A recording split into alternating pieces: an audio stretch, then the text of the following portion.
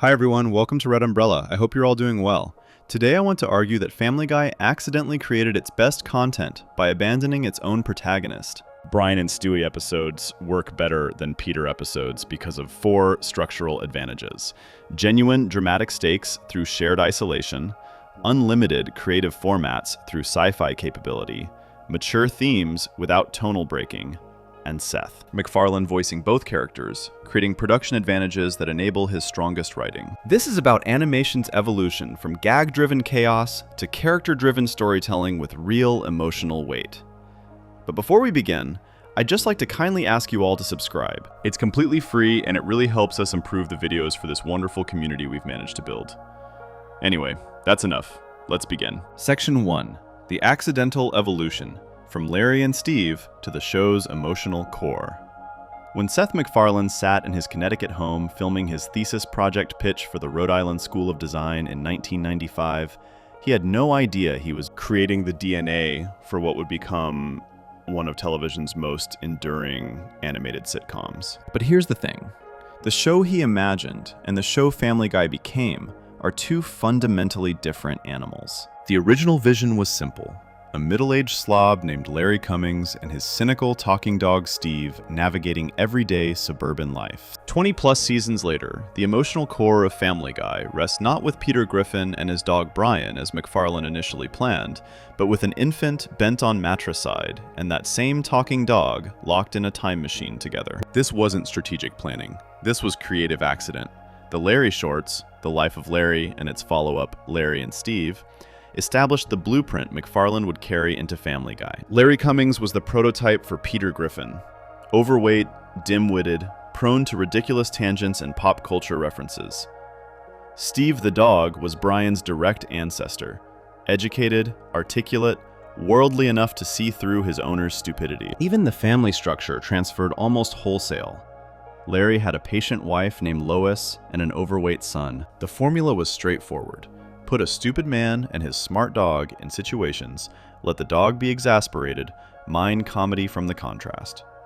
It worked for a 7-minute thesis film.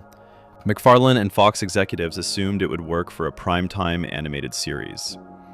The thing about The Life of Larry is how clearly you can see Family Guy's bones in it. Larry gets his dog Steve from the pound in the opening scene, and immediately Steve becomes the voice of reason in a world of idiots. He speaks English, nobody else can understand him except Larry, and his entire purpose is to react to the absurdity around him. There's a scene where they go furniture shopping, and Steve tries to warn Larry about putting an 800-watt bulb in a lamp that's way too small. Larry ignores him, disaster follows, and Steve is left shaking his head at the predictable stupidity.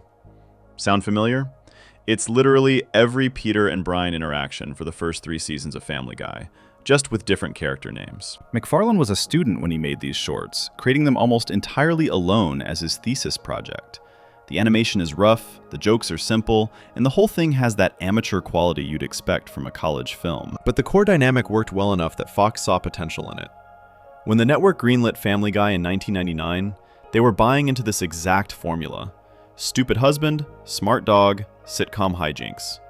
That was the pitch. That was what everyone agreed would make a successful show. Early Family Guy doubled down on this Peter-Brian foundation.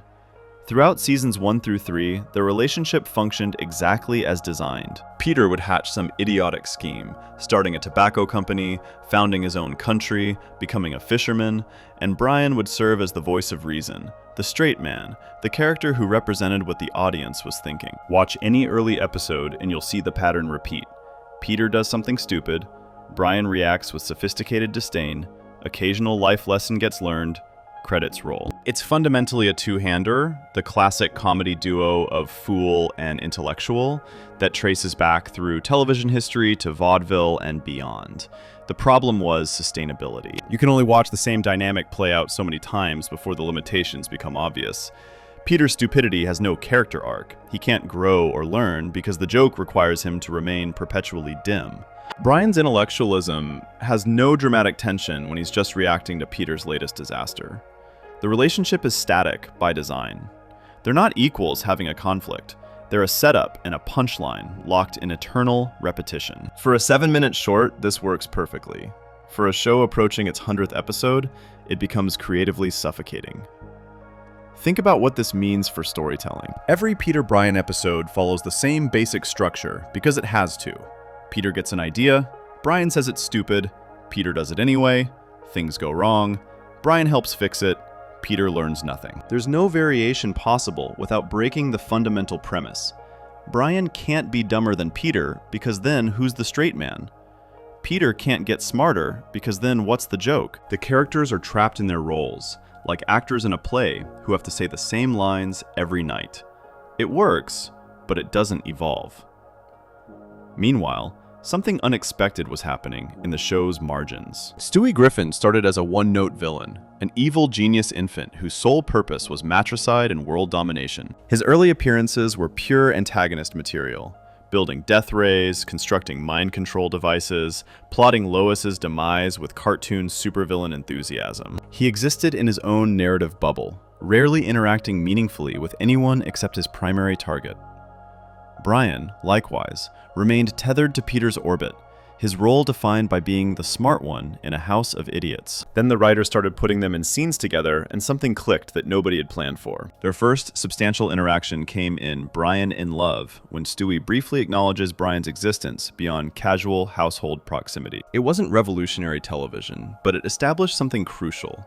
These two characters could actually talk to each other. Not in the Peter Bryan dynamic of stupid man and exasperated dog, but as intellectual equals who happened to occupy wildly different positions in the domestic hierarchy. The chemistry became undeniable in episodes like Road to Rhode Island, the first of what would become the legendary Road to series. Stranded together across the country, Stewie and Bryan were forced into extended interaction without the rest of the family as buffer. What emerged wasn't the show's established formula of straight man reacting to idiot, but something far more interesting. Two deeply flawed, genuinely intelligent characters who challenged each other. Stewie called out Bryan's pretensions and failures. Bryan treated Stewie like an adult worth debating rather than a baby to be managed. They fought, they bonded, they revealed vulnerabilities neither could show around the Griffin family. It was accidental character development, born from necessity when writers needed to fill 22 minutes with just these two. The shift happened gradually enough that you might not notice it watching week to week. But look at the show's trajectory over multiple seasons and it becomes obvious. Early episodes barely feature Stewie and Bryan together. By season 5 or 6, they're getting their own standalone adventures. By season 10, they're essentially the show's main characters in terms of emotional investment. The writers didn't announce this transition or make it official. They just kept writing what worked, and what worked was these two characters bouncing off each other. Fan reception validated what the writers were discovering organically. Online forums and review sites consistently rated Stewie Bryan episodes higher than Peter-centric ones. Road to the Multiverse, Back to the Pilot, Bryan and Stewie. These became the episodes fans rewatched, quoted, held up as examples of what the show could be when it pushed beyond its original formula. The consensus formed gradually but decisively. Bryan and Stewie carried the show's emotional weight. They were the reason people who'd grown tired of Peter's increasingly cartoonish antics kept watching. Seth MacFarlane himself acknowledged the shift in various interviews over the years, admitting that Stewie's evolution from villain to complex character happened naturally, as the writers found more interesting things to do with him than world domination plots. The Bryan-Stewie relationship wasn't planned in any writer's room strategy session. It emerged because it worked. Because these two characters had the capacity for growth that the show's original Peter Bryan foundation lacked. This evolution reveals something fascinating about animated sitcoms specifically, and long-form storytelling generally. Family Guy wasn't created with prestige television ambitions. It was designed as a crude, joke-dense animated comedy that could compete with South Park and The Simpsons for viewers who wanted something edgier than what network television typically offered. The show's original DNA was about cutaway gags, offensive humor, and pop culture references, not character development or emotional depth. Yet over hundreds of episodes, the format that seemed least conducive to genuine character growth somehow produced it anyway. The Peter Bryan relationship remained frozen in amber because it was built on a comedic premise rather than dramatic potential. Peter can't evolve beyond being stupid because the joke requires his stupidity. Brian can't evolve beyond being the smart one because someone needs to be the audience surrogate explaining why Peter's actions are ridiculous. Their dynamic is a closed loop, perfect for generating sitcom plots, but incapable of surprising anyone or revealing new layers after a certain point. Stewie and Brian had different constraints. Stewie's initial villain characterization was too limiting for ongoing storytelling. You can only do so many world domination plots before they become repetitive. The writers were forced to evolve him, and in doing so, they created a character with actual complexity. A genius infant struggling with identity, sexuality, family dynamics, and his place in the world. Brian, liberated from being exclusively Peter's straight man, could reveal his own insecurities, failures, and hypocrisies. Together, they formed something the show never intended. A genuine friendship between equals who challenged and supported each other. The statistical evidence backs this up. Episodes centered on Stewie and Brian consistently rank among the highest rated on platforms like IMDb and Rotten Tomatoes. Brian and Stewie, the bottle episode featuring only these two characters locked in a bank vault for the entire runtime, holds a 9.1 rating on IMDb. Exceptional for a show whose average episode hovers around 7.5. The Road 2 episodes collectively represent some of the series' most beloved content, spawning merchandise, fan art, and endless online discussion. Critical reviews, even from outlets generally dismissive of Family Guy's humor, consistently praise these episodes for demonstrating surprising emotional depth. Compare this to Peter-centric episodes from the same seasons, which receive markedly more mixed reception. Fans appreciate the crude humor and absurdist gags, but rarely cite these episodes as examples of the show at its best. The creative exhaustion becomes visible in how the show handles Peter's character. His stupidity escalates to cartoonish extremes, his behavior becomes increasingly cruel without consequences, and his plots feel recycled because there's only so many variations you can run on Idiot Man Does Idiotic Thing. This wasn't anyone's master plan. McFarlane created a show about a middle-aged slob and his talking dog because that's what worked in his thesis films. The show succeeded initially on the strength of its crude humor, pop culture references, and willingness to push boundaries beyond what The Simpsons would attempt. But somewhere in the midst of hundreds of episodes across 2 decades, the emotional center shifted to 2 characters who weren't supposed to carry that weight. The evil genius baby and the struggling intellectual dog became the heart of Family Guy, not because anyone planned it, but because they were the only characters with room to grow. Understanding this accidental evolution is crucial for understanding everything that follows. The show's origins, as the Larry shorts, explain why the Peter-Brian formula exists and why it initially worked. But that same origin story reveals the formula's built-in limitations. Limitations that became impossible to ignore as the show aged. Stewie and Brian emerged as the emotional core because animation, despite its reputation for stasis and formula, allows for character evolution when creators are willing to follow where the chemistry leads, rather than rigidly adhering to original plans. Section 2, The Static Duo, Why Peter and Brian Are Trapped in 1999. Here's a question that should tell you everything you need to know about Peter and Brian's relationship. In 25 years and over 400 episodes, can you name a single moment where their dynamic fundamentally changed? Not a temporary shift that lasted an episode or 2, but an actual evolution in how they relate to each other. The answer is no, because there isn't one. Peter and Brian interact in Season 23 exactly the same way they did in Season 1. Same jokes, same structure, same tired formula. They're stuck in perpetual repetition, locked in the same roles they occupied when Bill Clinton was still president, and people were worried about Y2K. The Larry shorts baked this limitation into the show's foundation. Steve the dog existed to react to Larry's stupidity. That was his entire purpose. Be smart, be exasperated, be the audience's voice saying, "This guy's an idiot." When Family Guy launched, Brian inherited this exact role with no modifications. Peter does something dumb, Brian sighs and explains why it's dumb.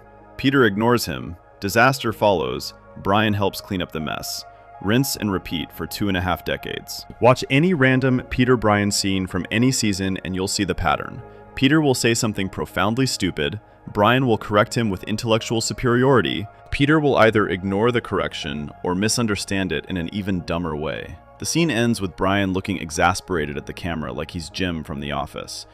It's a formula so rigid you could set your watch by it. The only thing that changes over the years is how extreme Peter's stupidity gets. Early seasons had him as merely dim-witted, later seasons made him borderline mentally disabled, but the fundamental relationship never shifts. The show itself seems aware of this problem, which makes it even more damning. In the season 10 episode Forget Me Not, Stewie literally has to conduct a scientific experiment to prove that Peter and Brian are actually friends. He erases everyone's memories and creates a scenario where they meet as strangers with no shared history. The entire premise exists because the show needed to justify why these two characters would choose to be around each other if circumstance didn't force them together. Think about what that means. After 10 seasons and over 200 episodes, the writers felt compelled to manufacture evidence that Peter and Brian's friendship was real, and not just a product of one being the other's pet. The episode is fascinating because it accidentally reveals the relationship's core problem. When Peter and Brian meet with no memories, Brian initially assumes he's Quagmire's dog because he finds a collar and leash in Quagmire's house. He accepts this immediately, ready to serve a new owner. There's no recognition, no inexplicable connection, nothing suggesting these two have a bond that transcends memory. They only become friends again because Brian happens to be in Peter's house when Peter needs someone to talk to. Even in a scenario designed to prove their friendship is genuine, the show can only demonstrate that they'd become friends through proximity and convenience, exactly what Stewie was trying to disprove. The episode ends with Stewie admitting he was wrong, that Peter and Brian do have a genuine bond after all. But the evidence supporting this conclusion is thin at best. Brian protects Peter from the others and calls him a friend, sure. But is that because of some deep connection, or because Brian spent the whole episode being mistreated by Quagmire, who treated him like property? The show wants us to believe in this profound friendship, while simultaneously showing us that it only exists because one character owns the other. It's accidentally proving Stewie's original point, while claiming to refute it. Compare this to how other long-running animated sitcoms handle their central relationships. Homer and Marge's marriage in The Simpsons has evolved over 30-plus seasons. They've had legitimate relationship crises, moments of genuine growth, episodes that explore the complexity of their bond beyond simple set-up punchline dynamics. Rick and Morty's relationship in Rick and Morty transformed dramatically from season 1's simple genius and sidekick formula to later seasons exploring trauma, codependency, and toxic family dynamics. These shows understand that relationships need to change or they become stale. Peter and Brian never get that evolution because their relationship isn't built on mutual respect or genuine connection. It's built on a comedy formula. Peter is the fool, Brian is the straight man. That's the entire relationship. There's no room for growth because growth would break the formula. If Peter got smarter, who would Brian condescend to? If Brian became less intellectual, who would explain Peter's mistakes to the audience? They're trapped in their roles like actors in a play who can't improvise without ruining the show. The creative exhaustion shows up most clearly in how the show handles conflict between them. In most Peter Brian episodes, the conflict is just Peter doing something stupid that Brian has to fix. There's no emotional stakes, no real tension, because we know exactly how it ends. Peter learns nothing, Brian remains smugly superior, everything resets to baseline. On the rare occasions the show tries to inject real drama into their relationship, like the infamous The Man with Two Brians episode where Peter gets a new dog, or Seahorse Seashell Party where Brian temporarily stands up to Peter, it feels forced and out of character. The relationship isn't designed to handle genuine conflict because it exists purely for comedic contrast.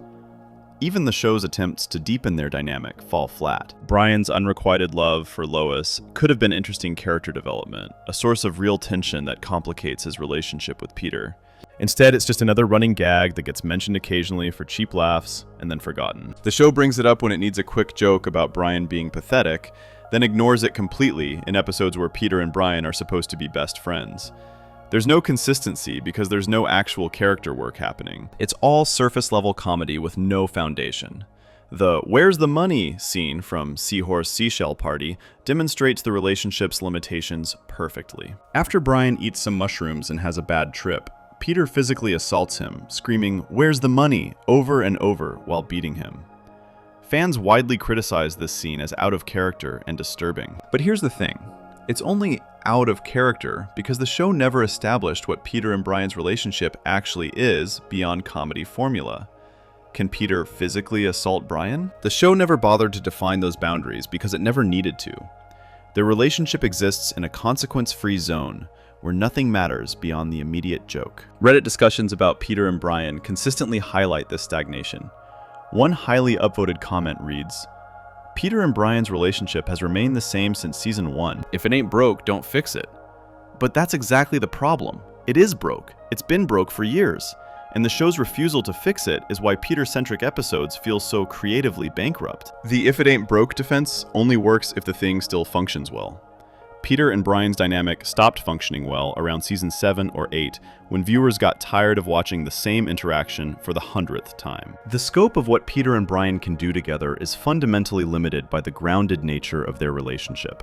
They're stuck in Quahog, dealing with suburban sitcom problems. Peter joins a bowling league, Brian dates a girl with baggage, they go to the local bar and have predictable conversations. Even when the show tries to spice things up with movie parodies or elaborate cutaway gags, the core Peter-Brian dynamic remains rooted in mundane reality. There's only so many times you can watch Peter misunderstand something simple and Brian explain it to him with condescending patience before the formula wears thin. Look at the dialogue patterns in any Peter-Brian conversation and you'll see how repetitive it gets. Peter makes a stupid statement. Brian says, "Peter, that's not how it works," or some variation. Peter either doubles down on the stupidity or completely misses Brian's point. Brian says something like, "Oh my God," or "Jesus Christ, Peter." End scene. Occasionally they'll throw in a callback to an earlier joke or a pop culture reference, but the structure never changes. It's Mad Libs comedy. Fill in different topics and references, but the template stays identical. The show even acknowledges this limitation through meta humor. There are multiple jokes across various seasons about Brian being Peter's property, about their relationship being one of owner and pet rather than genuine friendship. In Forget-Me-Not, Quagmire tells Brian, "You're just his dog," and points out the cage in Peter's house that could fit a human. In other episodes, characters reference Brian as Peter's pet when it's convenient for a joke, then ignore that dynamic when they need Brian to be Peter's equal for a different scene. The inconsistency reveals that the show hasn't actually figured out what their relationship is. They're friends when the plot needs them to be friends, they're owner and pet when the plot needs that instead. This inconsistency creates a bigger problem. There's no emotional investment. When Peter and Brian have a fight, we don't care because we know it doesn't matter. When they have a bonding moment, it rings hollow because we've seen the same bonding moment 20 times before. The relationship exists in a state of perpetual stasis, where nothing anyone says or does has lasting consequences. Peter can tell Brian he loves him in one episode and treat him like garbage in the next, and the show expects us not to notice or care because it's all just jokes anyway. The repetitive structure kills any narrative possibilities. Every Peter-Brian episode follows the same basic arc. Peter gets an idea, Brian says it's bad, Peter does it anyway, things go wrong, Brian helps fix it, they have a brief moment of connection, reset button gets pressed. You could scramble the order of 100 Peter-Brian episodes and barely notice the difference because they're all functionally identical. Compare this to Stewie-Brian episodes, which can be time travel adventures, road trip bonding sessions, existential explorations of mortality, or intense two-character psychological dramas. The range is incomparable. Even when the show tries to break the formula, it defaults back to it within minutes. Brian's Got a Brand New Bag attempted to explore Brian dating an older woman and dealing with Peter's judgment, potentially offering real conflict between them. But the episode can't commit to genuine drama, so it keeps interrupting serious moments with cutaway gags and cheap jokes until the emotional weight disappears. By the end, Peter and Brian are back to their standard dynamic as if nothing happened. The show physically cannot let their relationship evolve because evolution would require abandoning the formula that defined the series from day one. The creative exhaustion is most visible in later seasons when the show starts repeating entire plot structures. How many times has Peter joined some organization that Brian warns him about? How many times has Brian gotten into a relationship that Peter interferes with? How many times have they gone on some adventure that Peter's stupidity makes more difficult? The show keeps returning to the same wells because the Peter-Brian dynamic offers no new ground to explore. They mined everything possible from the straight man formula by season 5, and they've been running on fumes ever since. What makes this stagnation particularly frustrating is that the show occasionally demonstrates it knows better. Episodes like Brian and Stewie prove the writers can craft compelling character dynamics when they choose to. They understand how to build genuine emotional moments. how to let characters reveal vulnerability, how to make relationships feel real instead of purely functional. But they only apply this skill to Stewie and Brian. With Peter and Brian, they're content to keep running the same plays from 1999, because changing the formula would require admitting it stopped working years ago. The relationship's creative ceiling becomes obvious when you imagine what stories are actually possible with Peter and Brian. They can't have genuine philosophical discussions because Peter's too stupid. They can't explore complex emotional territory because their dynamic is built on surface-level comedy.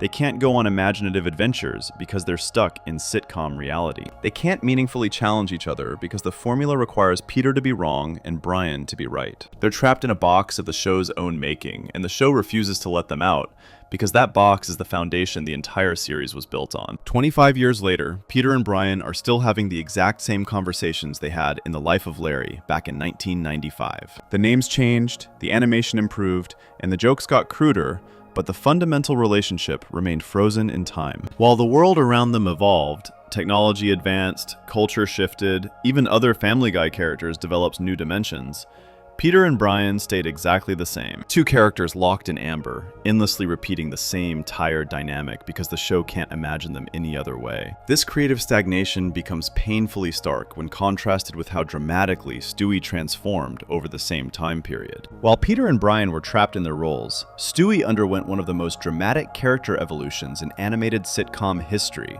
from one-dimensional villain to the show's emotional anchor. The difference reveals everything wrong with the Peter-Brian formula, and everything right about letting characters grow beyond their original design. If you're enjoying this so far, make sure you're subscribed. Section 3. Stewie's transformation, from world domination to emotional vulnerability. In the first season of Family Guy, Stewie Griffin built a weather control device to destroy broccoli crops worldwide, constructed a mind control helmet to enslave humanity, and spent multiple episodes plotting increasingly elaborate ways to murder his mother. By season 15, that same character was crying over a broken friendship and having genuine heart-to-hearts about insecurity and self-doubt. To casual observers, this looks like character assassination, the show abandoning a perfectly good villain for cheap emotional manipulation. But look closer at Stewie's actual trajectory and you'll see something more interesting. This wasn't random character drift or the writers forgetting who Stewie was supposed to be. This was what happens when you give an emotionally isolated genius someone who actually understands him. Early Stewie was pure villain by design. His first major scene in the pilot episode involves him asking his teddy bear, Rupert, about the status of his world domination plans while casually discussing matricide. The joke was simple and effective. Evil genius trapped in baby's body. He had the intelligence to build death rays and time machines, but lacked the physical development to execute his plans without comical obstacles. Watch him in Chitty Chitty Death Bang trying to blow up Lois at his birthday party, or in Mind Over Murder attempting to hypnotize the family into submission. These early episodes established Stewie as a legitimate antagonist, not just a quirky character. He wanted power, he wanted his mother dead, and he had the technological capability to make both happen if only his stubby baby legs would cooperate. But even in these early villain episodes, there were cracks in the facade that most viewers missed.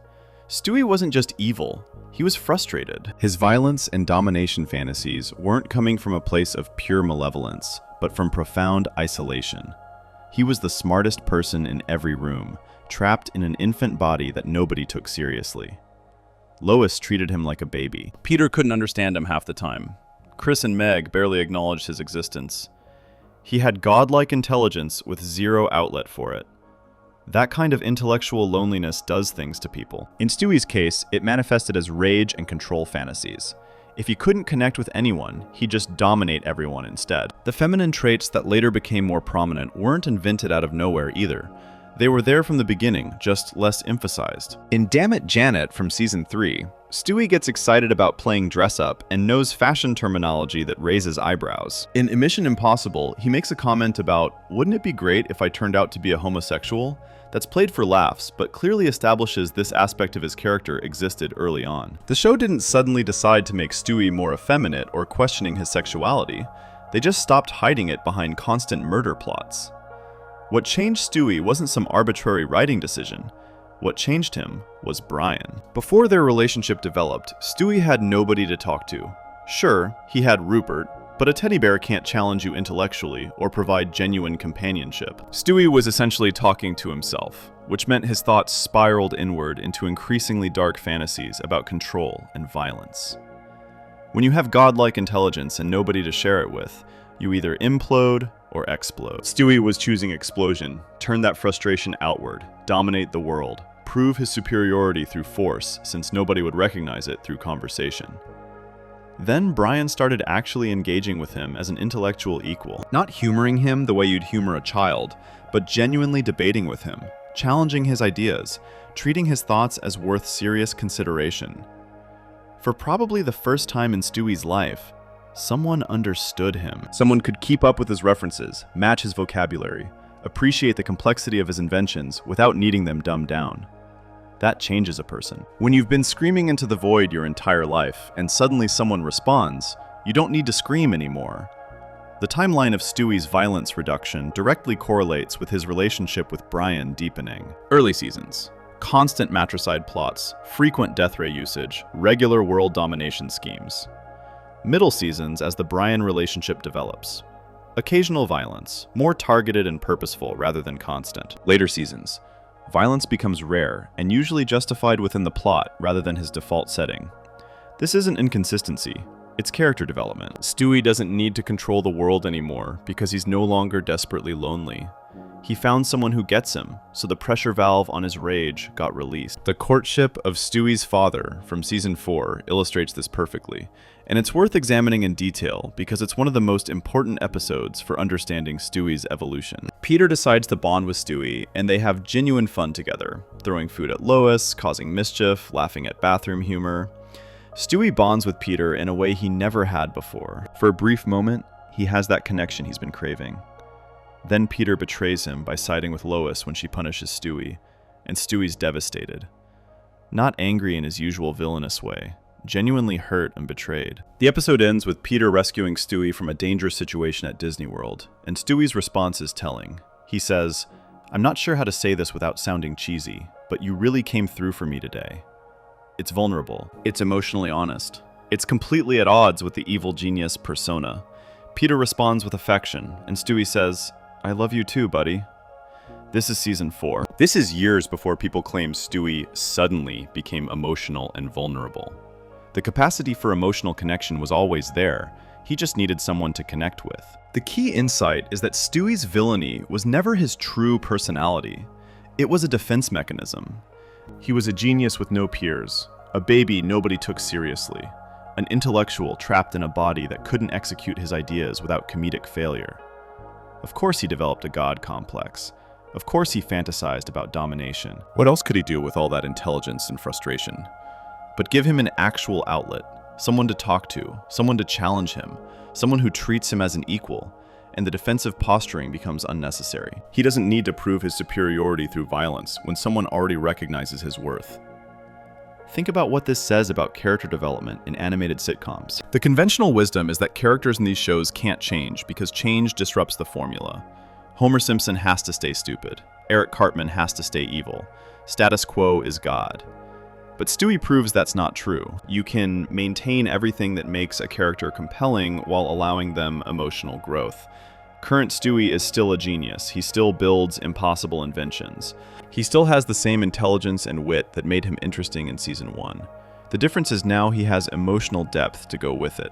He can be brilliant and vulnerable. He can invent a time machine and also cry about friendship. That's not inconsistency. That's complexity. The fan debate around old Stewie versus new Stewie misses this point entirely. People who claim they miss evil Stewie are really saying they miss simple Stewie, the version who is just a one-note villain without layers. But go back and watch those early episodes, honestly. Evil Stewie gets repetitive fast. How many matricide plots can you watch before they all blend together? How many times can he build a death ray before the joke wears thin? The evil genius shtick is funny for a season, maybe 2, but it has a creative ceiling. You can't build hundreds of episodes around a character whose sole motivation is, "I want to kill my mother and take over the world." Compare early Stewie episodes to later ones, and the quality difference is obvious. Stewie Kills Lois from Season 6 is the perfect example. The show literally gives fans what they claim to want, Stewie actually succeeding at his long-running goal of murdering Lois. And the result is fine. It's a decent two-part episode with some clever moments, but it's nowhere near as emotionally resonant or memorable as episodes like Brian and Stewie or Road to the Multiverse, where Stewie's intelligence is paired with genuine character work. The murder fantasy has no depth. The emotional vulnerability does. What makes Stewie's transformation so effective is that it doesn't erase his edge. He's not some sanitized, defanged version of his former self. He can still be cruel when he wants to be. He can still build weapons of mass destruction. The difference is, now these things serve character moments rather than being his entire personality. When he's mean to someone, it matters because we know he's capable of kindness. When he builds something dangerous, it matters because we understand the emotional stakes driving him. Complexity makes everything more interesting. The genius trapped in baby body metaphor takes on new meaning with this evolution. Initially, it was just a source of physical comedy, Stewie's brilliant plans undone by his inability to reach doorknobs or his dependence on diapers. But as the character developed, it became something deeper. A metaphor for anyone whose intelligence or capabilities are dismissed because of circumstances beyond their control. Stewie experiences what people with disabilities experience, what children experience, what anyone who's been systematically underestimated experiences. The frustration of knowing you're capable of more, but being physically or socially constrained from proving it. When Stewie finally finds someone who sees past the baby exterior to the person inside, that's profoundly validating. Brian doesn't dismiss Stewie's ideas because he's a baby. He engages with them on their merits. If the idea is stupid, he says so, but based on the idea's quality, not the speaker's age. That kind of respect is transformative. It's why Stewie stops needing to prove himself through violence and domination. He's already proven himself to the one person whose opinion he respects. The show even addresses this directly in later episodes. In The Book of Joe, Stewie talks about how nobody takes him seriously because he's a baby, how people pat him on the head when he's trying to have an adult conversation. Brian never does that. Brian argues with him, contradicts him, treats his opinions as worth challenging. That's respect. And respect is what Stewie needed all along, not power. Current Stewie maintains his genius intellect. That never went away. He's still building time machines, creating impossible inventions, solving complex problems that baffle everyone else. But now he can also admit when he's scared. He can apologize when he's wrong. He can be vulnerable without it feeling like a betrayal of his character. That's growth, not deterioration. The intelligence that made him compelling in Season 1 is still there, just paired with emotional honesty that makes him three-dimensional instead of flat. The violence reduction makes sense from a purely practical storytelling perspective, too. You can only threaten to kill Lois so many times before it loses all meaning. Either he has to actually do it, which would end the show, or he has to keep failing, which makes him look incompetent. By moving away from constant violence, the show preserved Stewie's competence while opening up new narrative possibilities. Now, when he does something violent, it actually means something instead of being background noise. Some fans argue this evolution was forced or unnatural, that the show forgot who Stewie was supposed to be. But the evidence suggests the opposite. The show remembered exactly who Stewie was, a desperately lonely genius using violence as a coping mechanism for isolation. They just gave him a reason to stop coping that way. That's not forgetting the character, that's understanding him well enough to evolve him naturally. The key word is natural. Stewie's transformation wasn't announced with a special episode or a dramatic moment where he renounced his evil ways. It happened gradually, organically, as a realistic response to changing circumstances. He found a friend who understood him, so he became less violent. He found someone who validated his intelligence, so he stopped needing to prove it through domination. Cause and effect, action and consequence. That's how character development is supposed to work. By season 10 or 11, Stewie's evolution is complete. He's still brilliant, still capable of building impossible things, still sharp-tongued and occasionally cruel. But he's also capable of genuine friendship, real vulnerability, honest emotion. He can admit he cares about Brian. He can show fear and doubt. He can be wrong without it destroying his ego. That's a complete character.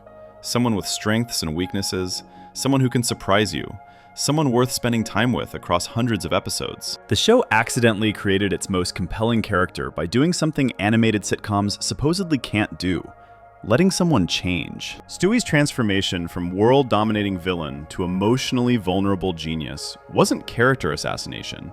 It was the natural result of finally giving him what he needed all along: someone who understood him. And that someone was Brian, whose own evolution was equally significant and far more controversial among fans who couldn't accept that the show's supposed moral center was actually deeply flawed. If this is your kind of content, go ahead and subscribe. Section 4. Brian's Beautiful Failure. Why the pseudo-intellectual dog works better. Here's the uncomfortable truth that Family Guy fans don't want to admit.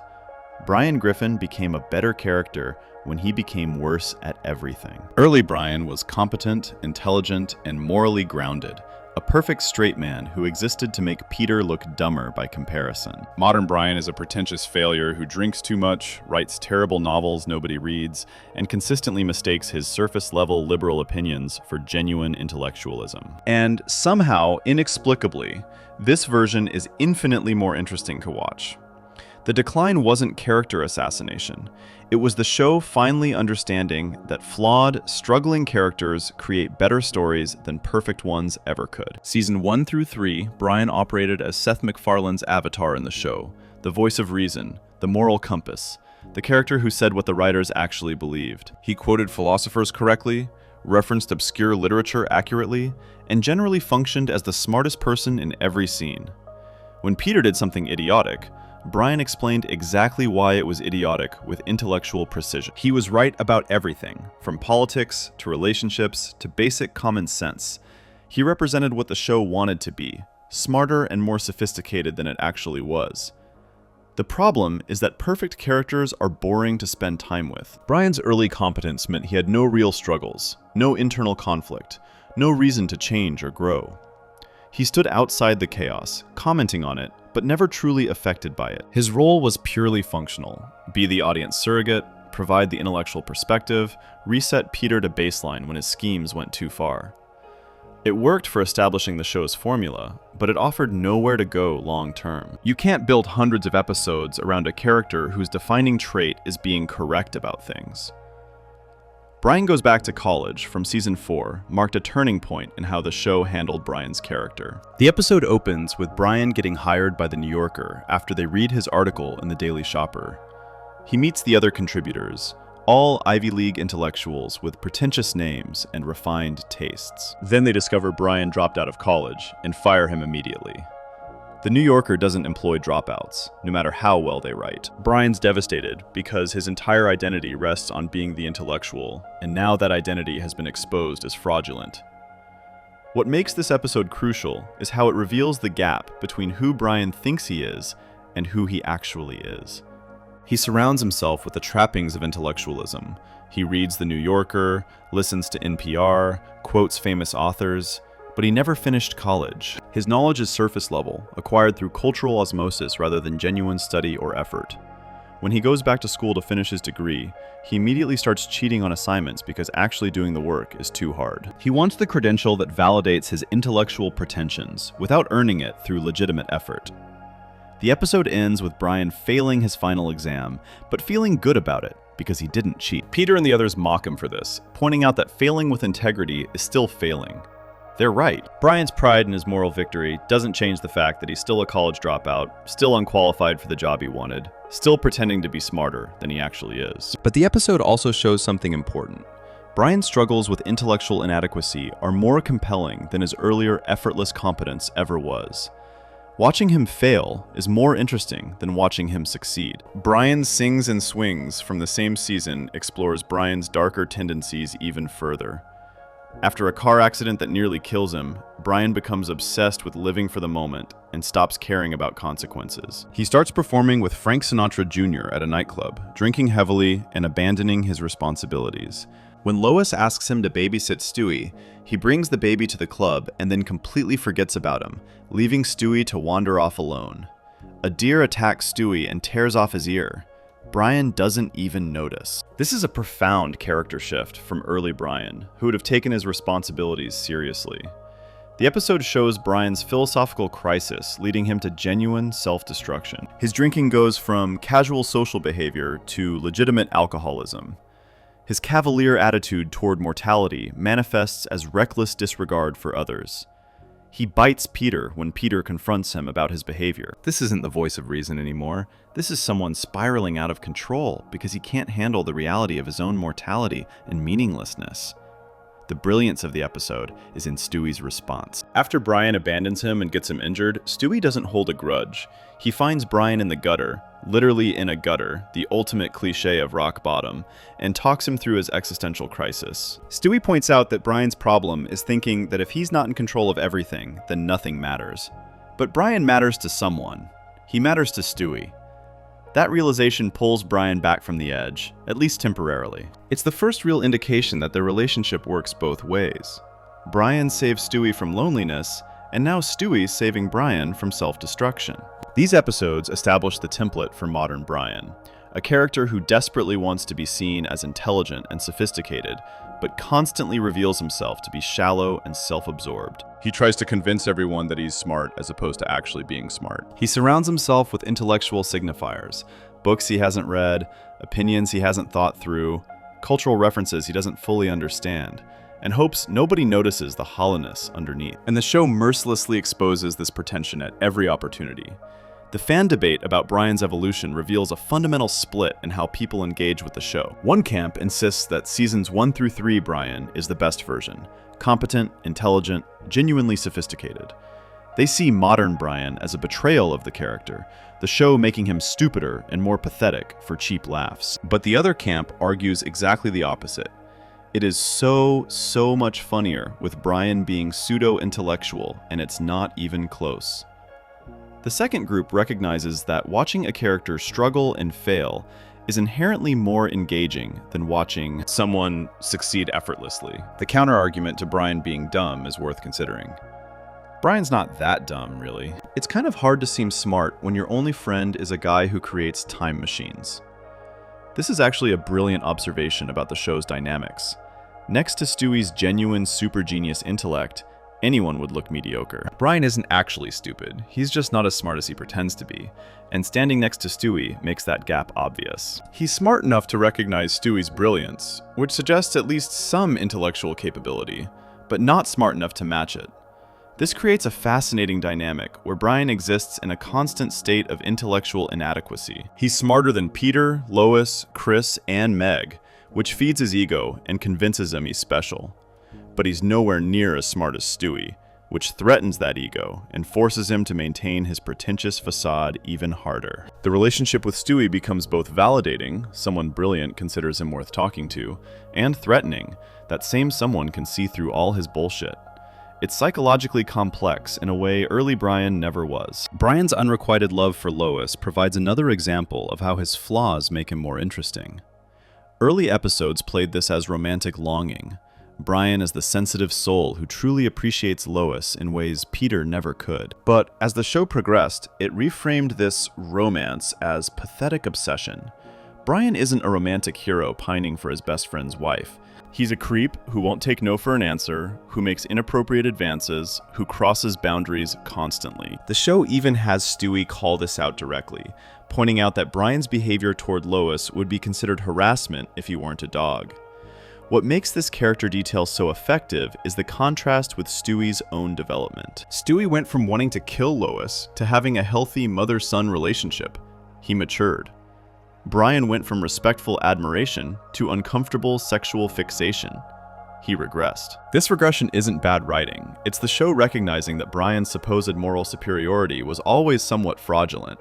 He talks about respecting women while persistently hitting on his best friend's wife. He lectures others about their behavior while getting blackout drunk and abandoning children in nightclubs.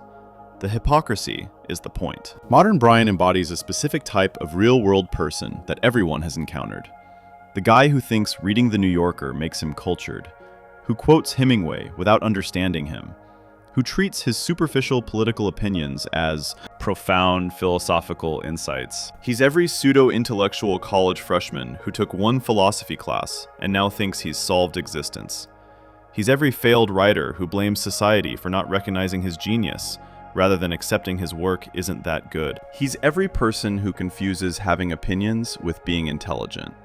This makes Brian profoundly relatable in ways early Brian never was.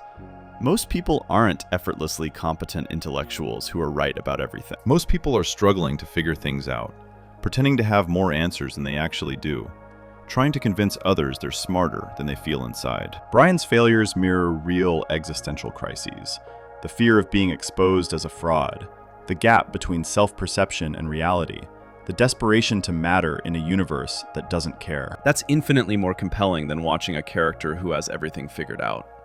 The drinking problem ties all of this together. Brian's alcoholism isn't just a character quirk for cheap jokes. It's a coping mechanism for his deep-seated inadequacy. He drinks because thinking about his failures sober is unbearable. He's a college dropout who pretends to be cultured. He's a terrible novelist who pretends his lack of success is society's fault. He's in love with a woman he can't have. He's a talking dog in a world that doesn't take him seriously. Alcohol numbs all of that, lets him maintain his delusions without confronting reality. Earlier episodes showed Brian drinking martinis as a sophisticated character detail. Later episodes show him chugging straight vodka at breakfast because he needs it to function. That progression from social drinking to dependence mirrors his overall character arc from competent intellectual to struggling failure. The show didn't randomly decide to make Brian an alcoholic. They recognized that a character with this many psychological issues would realistically self-medicate. It's darkly logical character development. The beauty of Brian's flaws is that they enable genuine emotional moments that early Brian could never achieve. Perfect characters can't have meaningful breakthroughs because they have nothing to break through from. But Brian's mess of insecurities and failures creates real stakes for character growth. When he admits he's wrong, it matters because his ego makes that admission difficult. When he shows genuine vulnerability, it matters because his facade of sophistication makes vulnerability rare.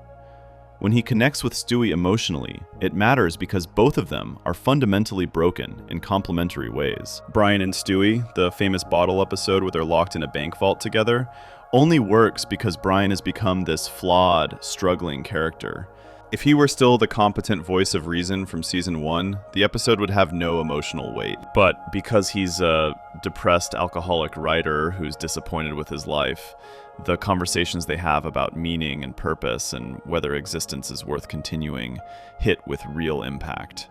Stewie has to talk Brian out of suicide. That's only possible because Brian's character has degraded to a point where suicide feels like a realistic possibility. The episode includes a moment where Brian admits he's terrified of dying because he's accomplished nothing with his life. He's written a novel nobody read, had relationships that all ended badly, and wasted his intelligence on pretension instead of genuine achievement. That confession is devastating precisely because it's true. Brian has failed at almost everything he's attempted, and somehow that failure makes him more worth caring about than any of his early successes ever did. Fan reception supports this interpretation. The episode's consistently ranked as the best Family Guy content. The Road to series, Brian and Stewie, various Stewie-Brian adventures, all feature this flawed, struggling version of Brian rather than early, competent Brian. Viewers respond to the vulnerability, the failure, the honest portrayal of someone who thought they were special, discovering they're just another person with problems. That's a universal experience. Being effortlessly right about everything is not. The pseudo-intellectual aspect specifically resonates with modern audiences in a way it couldn't have in the early 2000s. Brian represents a very specific cultural phenomenon, the person who mistakes consumption of intellectual content for actual intelligence.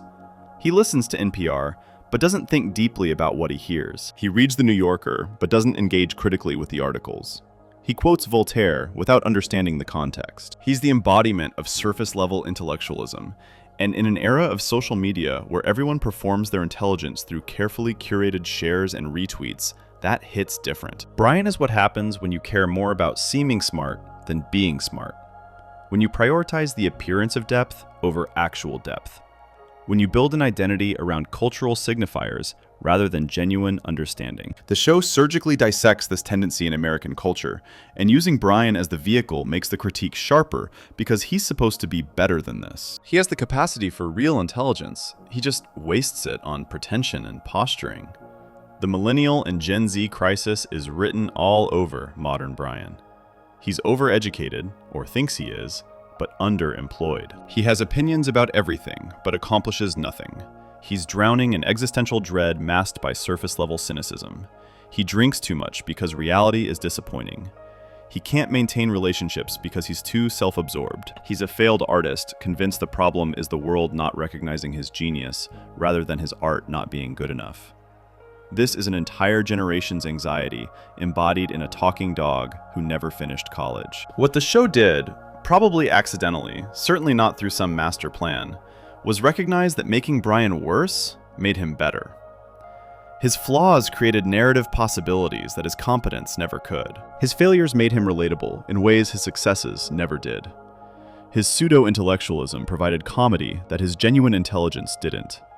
And most importantly, his brokenness perfectly complemented Stewie's emotional evolution. Two damaged characters finding connection with each other works infinitely better than a perfect straight man reacting to a one-note villain. These two character evolutions, Stewie finding an emotional outlet, Brian revealing his brokenness, created the perfect chemistry for what would become the show's most acclaimed episode and the ultimate proof of their dynamic. When you lock a suicidal alcoholic and an emotionally vulnerable genius in a room together for 22 minutes with no cutaway gags, no other characters, and nothing but conversation, you get something Family Guy was never supposed to be capable of creating: genuine art. Section 5. Brian and Stewie, the bottle episode that proved everything. When Brian and Stewie aired in May of 2010, it opened with something Family Guy had never done before: silence. No theme song, no cutaway gag establishing the episode's premise, just Brian and Stewie walking into a bank vault, having a petty argument about a sweater, and getting locked inside. The camera holds on the closed vault door as the screen fades to black. Then, and only then, does the title card appear. For a show built on chaos, callbacks, and constant interruption, this quiet opening was a declaration of intent. This episode would be different. This would be the test of whether two characters could carry 22 minutes with nothing but their relationship. No Peter, no Lois, no random tangents to "that time I met John Stamos." Just a baby and a dog locked in a room together, forced to confront who they actually are to each other. The episode strips away every crutch Family Guy normally relies on. There are zero cutaway gags, unprecedented for a show where characters can't make it through 3 sentences without launching into some pop culture flashback. There's no B-plot with the rest of the family providing relief from whatever main story is happening. There's no time machine escape or sci-fi device that solves problems. There's no musical number to fill runtime. It's a bottle episode in the purest sense. 2 characters, 1 location, real-time consequences. Either the relationship between Brian and Stewie is strong enough to sustain an entire episode on its own merits, or it isn't. The show was betting everything on these 2 characters, and the gamble paid off in ways that proved the thesis of this entire analysis. The setup is deceptively simple. Brian and Stewie go to the bank so Brian can access his safety deposit box. Stewie tags along, complaining about having to return an expensive sweater he bought. Their conversation reveals how little they actually understand each other's priorities at the surface level. Stewie spent $3,000 on a Tom Brown sweater and wants Brian's approval for this splurge. Brian thinks it's idiotic and calls him a pretentious moron. Stewie wanted Brian to talk him out of returning it, to validate that he deserves nice things. Brian just sees wasteful spending. Neither character is listening to what the other actually needs. They're talking past each other, existing in the same space without genuine connection. When the vault door closes and traps them inside, the initial reaction is panic, followed by blame. Stewie wasted their 1 phone call trying to get a refund extension on his sweater instead of calling for help. Brian explodes at him for being so stupid, for caring more about returning a piece of clothing than their actual safety. The conflict escalates when Stewie reveals he's soiled his diaper and needs to be changed. Brian refuses because they don't have clean diapers.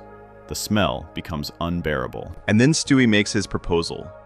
Brian should eat the contents of his diaper, clean a diaper itself, and put it back on him.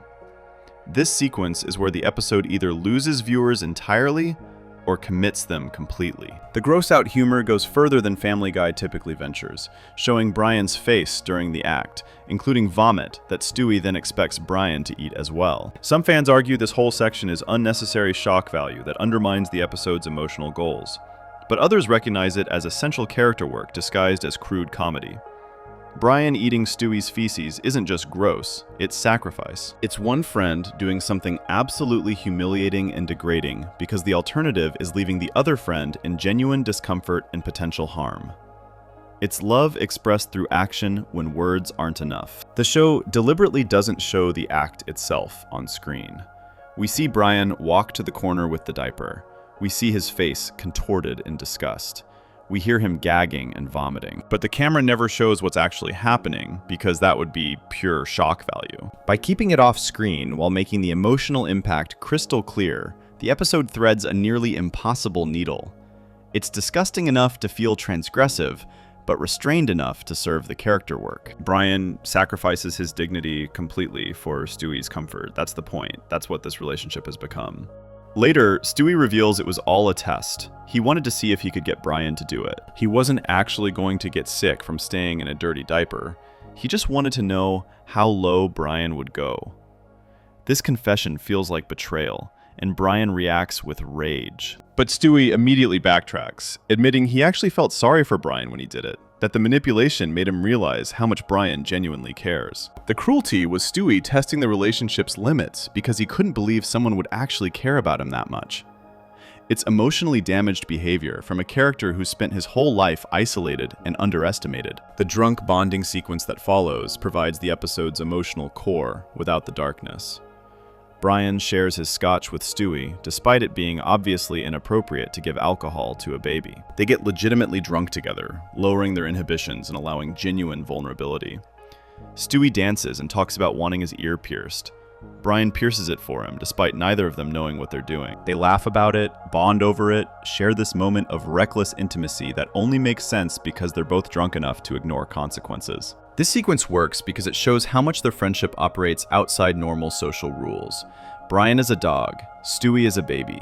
Their entire relationship exists in a space where conventional boundaries don't apply. Getting drunk together and piercing Stewie's ear would be irresponsible parenting if Brian were Stewie's father, or enabling bad behavior if they were peers.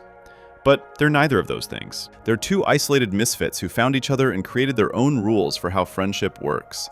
The alcohol doesn't create their bond, it just reveals what's already there underneath the pretension and defensiveness. Then comes the gun. Stewie finds it in Brian's safety deposit box and initially thinks it's for protection or maybe some weird sexual thing. Brian finally admits the truth. He keeps the gun in case he ever wants to commit suicide. The confession lands like a punch because Brian delivers it with complete sincerity. No joke, no deflection. Just honest admission that sometimes life feels too overwhelming, and knowing there's an escape hatch helps him cope with existing. Stewie's reaction shifts from shock to genuine concern. He wants to understand why Brian feels this way, and Brian explains. Dogs are supposed to be able to instinctively live with purpose, not even to have to think about it, just born like that, but I wasn't. Brian's monologue about existential meaninglessness captures something the show rarely attempts: genuine philosophical despair. He talks about trying to find meaning in his life and failing, about existing without purpose in a universe that doesn't care, about the bottle of scotch they've been drinking being saved for his last drink before he ended it. This is heavy material for a comedy about a talking dog, but it works because the show earned it through years of developing Brian as a deeply flawed character whose failures pile up episode after episode. Stewie's response could have been dismissive or comedic. Instead, he offers, "I could try," when Brian says he wouldn't understand. He engages with Brian's despair seriously, listening without judgment. Then he provides the counter-argument, not through philosophy, but through relationship. You give my life purpose, and maybe that's enough. It's not a grand answer about universal meaning or cosmic significance. It's the simple recognition that mattering to one other person can be sufficient reason to keep existing. Their friendship gives both of them something they can't find anywhere else. Brian gives Stewie intellectual companionship and emotional validation, and Stewie gives Brian a reason to matter. The confession that follows is even more powerful. Stewie admits he loves Brian, stumbling over the words because he doesn't know how to express it. Not in like a, hey, let's have an underpants party or whatever grown-ups do when they're in love, but I love you as one loves another person whom one simply cannot do without. It's the most emotionally honest moment in the entire series. Stewie strips away his usual pretension and admits complete dependence on Brian's existence. He needs Brian. Not wants, needs. Without Brian, his life would be unbearable. Brian's response mirrors this vulnerability. I love you too, Stewie. You give my life purpose, and maybe that's enough. The repetition of purpose ties back to their earlier drunk conversation about living in the moment and finding meaning. Brian's been searching for grand purpose through writing novels and having opinions and being sophisticated. But the purpose was right there all along, being needed by someone who actually understands him. It's not romantic love or familial obligation or friendship of convenience. It's something harder to categorize, but ultimately more meaningful than any of those standard relationships. The episode ends with Stewie asking Brian to read to him from the first edition David Copperfield that Brian keeps in his safety deposit box. It's a Charles Dickens novel, and Stewie giggles at the author's name. Then he gets all snuggled in, and Brian begins reading. Whether I shall turn out to be the hero of my own life, or whether that station shall be held by anybody else, these pages must show. The literary reference is perfect. David Copperfield is. About a character trying to find his place in the world, struggling with identity and purpose. It mirrors both characters' journeys. Then they discover it's Sunday, not Saturday, which means the bank won't open tomorrow. They're stuck another day. The revelation should be devastating, but instead, they both just accept it. They've said everything that needed saying, they've confronted their relationship honestly and discovered it's real. Another day locked in the vault doesn't matter because they have each other, and that's genuinely enough. When the vault finally opens, Brian carries sleeping Stewie out without waking him. It's a tender image that bookends the episode perfectly. They went in as two people who didn't fully understand their connection, and they came out as two people who do. Critical reception for Brian and Stewie was overwhelmingly positive, even from viewers who'd grown tired of Family Guy's typical formula. Fans called it the best thing Family Guy has done in years and years, and praised it for balancing comedy and drama better than any other episode. One viewer admitted, I actually stopped what I was doing for a moment to listen to a white cartoon dog's monologue about feeling like his existence has no purpose. That's the impact of genuine character work. It transcends the absurdity of the premise and connects with real human experience. The episode holds a 9.1 rating on IMDb, exceptional for a show whose average episode score is around 7.5. Fan reviews consistently rank it among the best Family Guy episodes ever made, with many calling it the single best. What's fascinating is how many viewers who typically hate Family Guy's crude humor and random cutaways loved this episode specifically because it abandoned all of that. The show proved it could do serious, character-driven drama when it wanted to. It just usually chose not to, because that's harder than throwing in another chicken fight or Ernie the Giant Chicken reference. The episode also sparked debate about whether Family Guy should do more episodes like this. Some fans argued the show's strength is its absurdist humor and attempting drama dilutes the brand. Others insisted this proves Seth MacFarlane and the writers have far more talent than they typically display.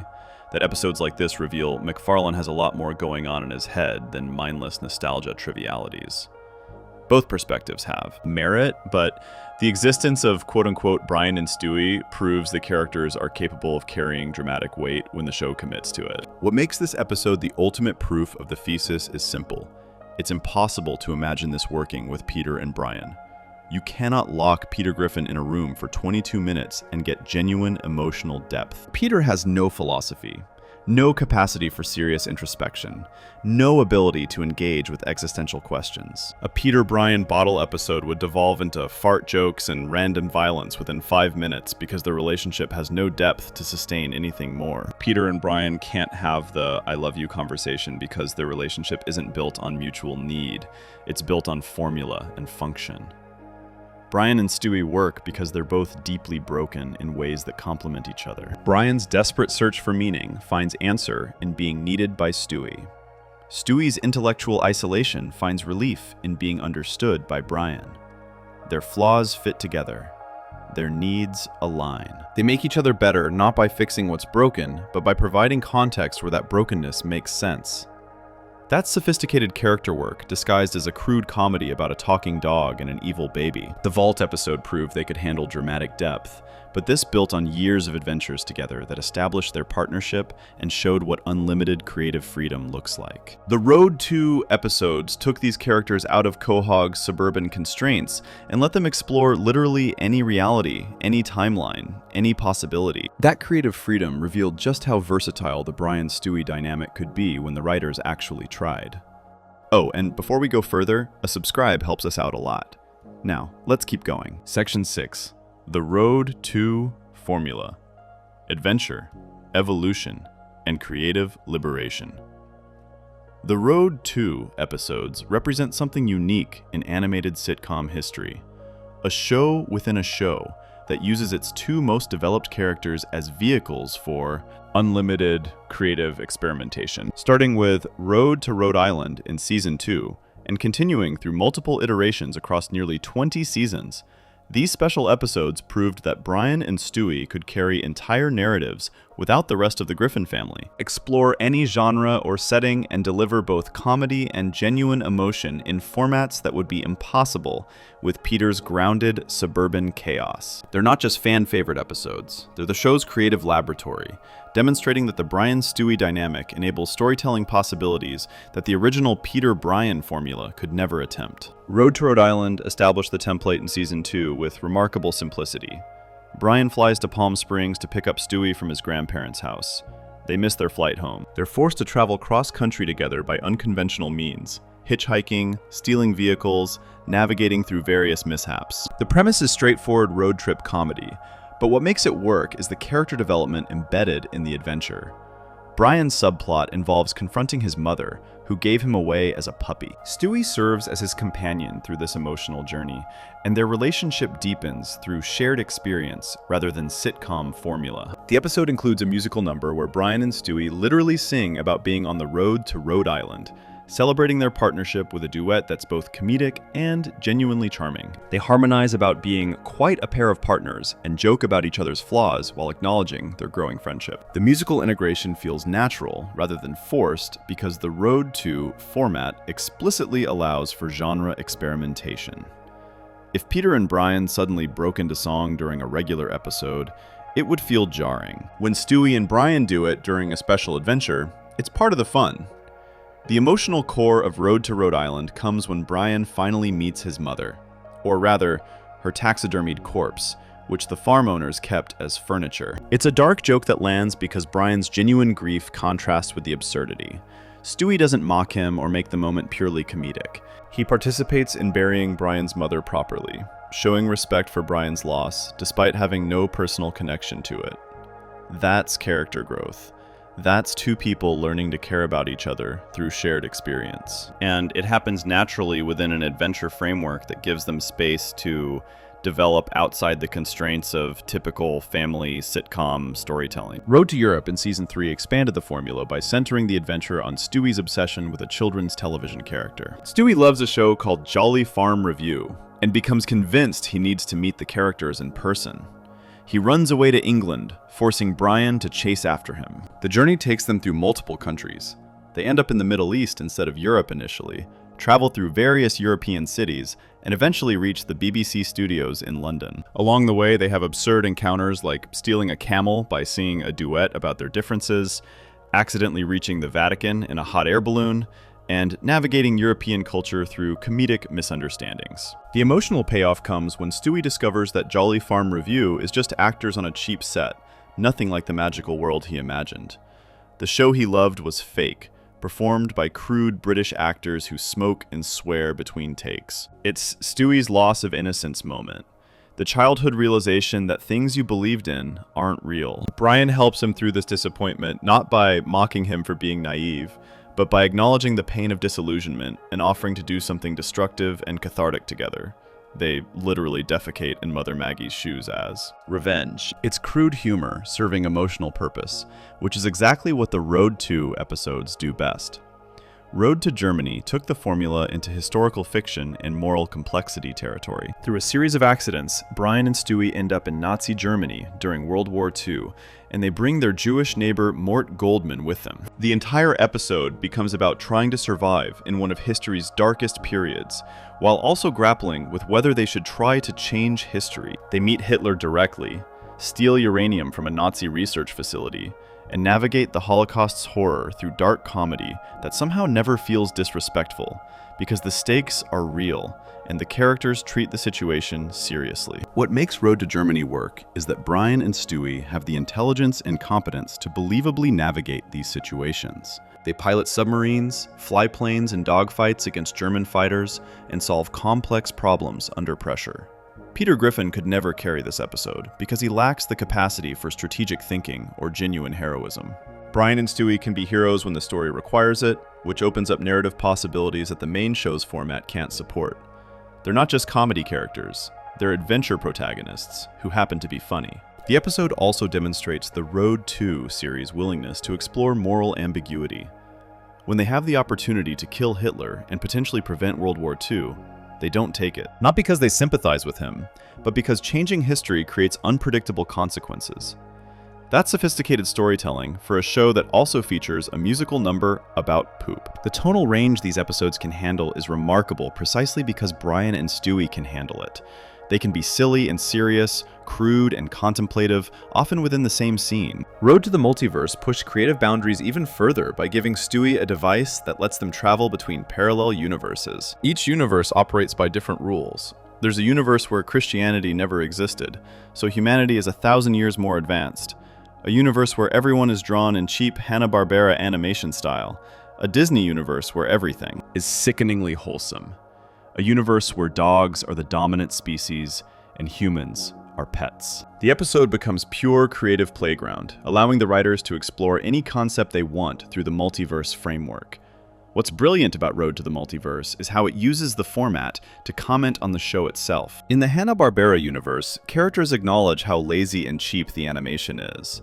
In the Disney universe, they expose the company's historical issues while parodying the house style. The episode becomes meta-commentary disguised as adventure, which only works because Brian and Stewie are sophisticated enough characters to recognize what's happening and comment on it intelligently. They're not just experiencing these universes, they're analyzing them, which adds intellectual dimension to what could have been pure visual gags. The multiverse concept also creates unlimited storytelling potential.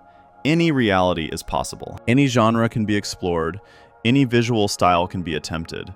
And because Stewie built the device and Brian serves as his companion, the entire framework makes internal sense. It's science fiction that emerges naturally from Stewie's established genius inventor characterization. Peter couldn't build a multiverse travel device. Brian couldn't do it alone. But Stewie and Brian together can explore infinite possibilities, which is the ultimate proof that this pairing enables creative freedom the show otherwise couldn't access. Road to the North Pole demonstrated the format's ability to subvert expectations and deliver genuine darkness. What starts as a Christmas special about visiting Santa Claus becomes a dystopian horror story about the environmental and ethical catastrophe of modern consumerism. When Brian and Stewie reach the North Pole, they discover Santa is dying from overwork. His elf workforce has devolved into blind genetic mutants from generations of inbreeding. Toxic waste poisons the landscape, and reindeer have become feral, carnivores that eat elf flesh. It's nightmare fuel disguised as holiday entertainment. The episode works because Brian and Stewie take the situation seriously enough to create real stakes. They try to deliver presents themselves and discover it's impossible. The world's greed has made Santa's job literally unachievable. They accidentally invade a home and traumatize a family in the process of trying to be Santa, which leads to genuine consequences rather than sitcom reset. The episode doesn't shy away from showing that their failure has real impact, that Christmas might actually be ruined, that some problems can't be solved by two individuals, no matter how clever they are. But it also shows their heroism. When they return home with dying Santa, they don't just give up. Brian addresses the world and asks people to change their behavior, to demand less, to sacrifice for the greater good. It's sincere moral messaging delivered through a talking dog in a crude animated comedy. And it works because the show earned the right to be sincere through the Road to format. These special episodes can say things and explore themes that regular episodes can't because they operate by different rules. And Brian and Stewie are the only characters who can navigate those different rules successfully. Road to Rupert took the formula in a more personal direction by centering the entire adventure on Stewie's emotional attachment to his teddy bear. Brian accidentally sells Rupert at a yard sale, and Stewie forces him to track down the buyer and retrieve the bear. The journey takes them across the country to Aspen, Colorado, where Stewie must win a ski race to get Rupert back. It's absurd, an infant competing in downhill skiing against an adult, but the episode treats Stewie's attachment to Rupert with complete seriousness, despite the ridiculous circumstances. What makes Road to Rupert work emotionally is that it explores Stewie's vulnerability through action rather than exposition. He doesn't give speeches about why Rupert matters to him. He just pursues getting Rupert back with absolute determination. And that determination reveals how important the bear is. When he loses the ski race and has to accept that Rupert is gone, it's a genuine moment of growth. Stewie learning to let go of childhood attachments, even though it hurts. Then Brian helps him steal Rupert back anyway, because sometimes friendship means supporting each other's irrational emotional needs rather than forcing maturity. The episode includes a musical number where Brian and Stewie convince a helicopter rental company to give them a helicopter by proving that musicals are still culturally relevant. They dance with Gene Kelly in a fantasy sequence that's pure joy, completely disconnected from the main plot, but thematically appropriate because the Road to episodes celebrate creative excess. They can include random musical numbers with dead celebrities for no reason except that it's fun and the format allows it. That freedom is what makes these episodes special. Looking at the evolution from Road to Rhode Island through later entries, there's clear progression in ambition and scope. The first Road episode was a relatively simple cross-country trip with emotional character work. By Road to the Multiverse, they're exploring infinite realities and doing sophisticated meta-commentary on animation styles and storytelling conventions. By Road to the North Pole, they're delivering environmental allegory and genuine dystopian horror within a Christmas special framework. Each episode pushes the format further, tests new genres, attempts different tones, and proves that Brian and Stewie can handle whatever the writers throw at them. These episodes would be impossible with Peter. Not just difficult, genuinely impossible. Peter lacks the intelligence to build multiverse travel devices or navigate historical periods with any competence. He lacks the emotional depth to carry sincere moments about loss or disillusionment without undercutting them with immediate jokes. He lacks the versatility to function as both comic relief and genuine hero within the same narrative. The Road 2 format exists because Brian and Stewie exist, and it thrives because they're sophisticated enough characters to support any genre or tone the writers want to explore. Fan reception consistently ranks Road 2 episodes among the series' best. They're the episodes people recommend to newcomers, the ones that get referenced most often, the proof that Family Guy can do more than random cutaway gags and shock humor. And they all share one thing in common. They remove most of the main cast and focus exclusively on Brian and Stewie's relationship. That's not coincidence. That's the show accidentally discovering that its most compelling content comes from its most developed pairing. The format also allows for genuine stakes in ways regular episodes can't. When Brian and Stewie are trapped in Nazi Germany, there's real danger.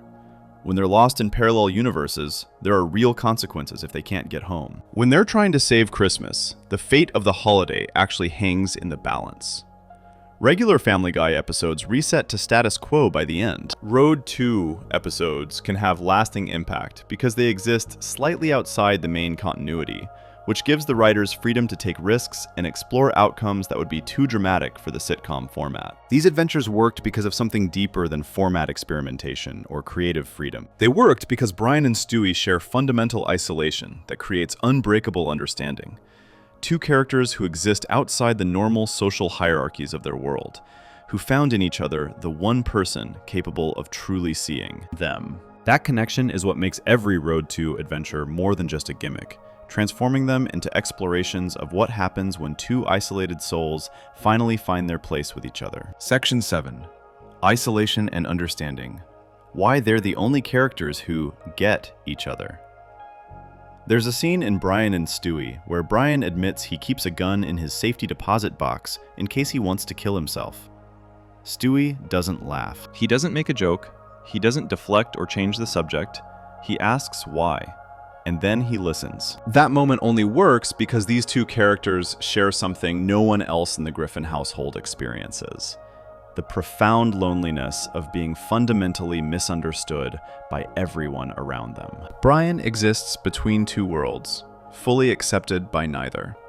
Stewie's intelligence isolates him from everyone his physical age, while his body prevents adults from taking him seriously. They found each other not despite this isolation, but because of it. Recognition of shared alienation creates bonds that shared happiness never could. Brian's isolation operates on multiple axes simultaneously, creating a unique form of social homelessness. As a talking dog, he's rejected by dog society. Other dogs can't understand him, don't relate to his intellectual pursuits, and treat him as an oddity when they interact at all. The few times the show depicts Brian among other dogs, the disconnect is immediate and total. They're operating on instinct and simple pleasures, while Brian's trying to discuss literature and politics. He doesn't belong there. But he doesn't belong in human society either, despite his ability to speak and think like them. He's still a dog. He can't get a driver's license without special accommodation. He can't pursue romantic relationships with human women without it being deeply uncomfortable for everyone involved. He exists in the space between categories, claimed by neither, home in neither. This dual rejection creates specific psychological damage that other characters simply don't experience. Peter Griffin is profoundly stupid and often behaves terribly, but he's socially accepted. He has friends at the bar who genuinely like spending time with him. He has a wife who loves him. He fits into human society's structures even when he shouldn't, because he's unambiguously human. His stupidity doesn't exile him from his category, it just makes him a stupid human, which is a recognized and accommodated position. Brian's intelligence doesn't save him from exile, because intelligence can't overcome the category problem. He's a smart dog, which means he doesn't fit anywhere. The show occasionally explores this through Brian's attempts to find purpose and belonging. In various episodes, he joins different movements or communities, liberals, atheists, writers, hoping to find his people. But he never quite fits because his dogness always reasserts itself at crucial moments. He can't fully commit to human causes when he's literally not human. His perspective is always slightly askew from everyone else's, his concerns operating on a different register. This creates a particular kind of exhaustion, where you're constantly translating yourself for others, constantly aware that you don't quite speak the same language as anyone around you, despite appearing to. Stewie's isolation mirrors Brian's structural homelessness, but inverts the specifics. He's unambiguously human, but his genius-level intelligence, combined with his infant body, creates a different form of category confusion. Adults see a baby and treat him accordingly, ignoring his words, dismissing his inventions, assuming his motivations are simple and his capabilities limited.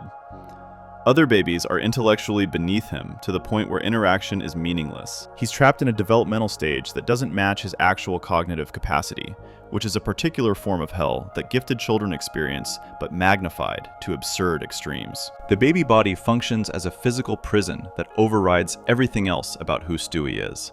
He can build a time machine, but he can't reach the top shelf. He can engage in sophisticated philosophical debate, but adults pat him on the head and talk baby talk at him.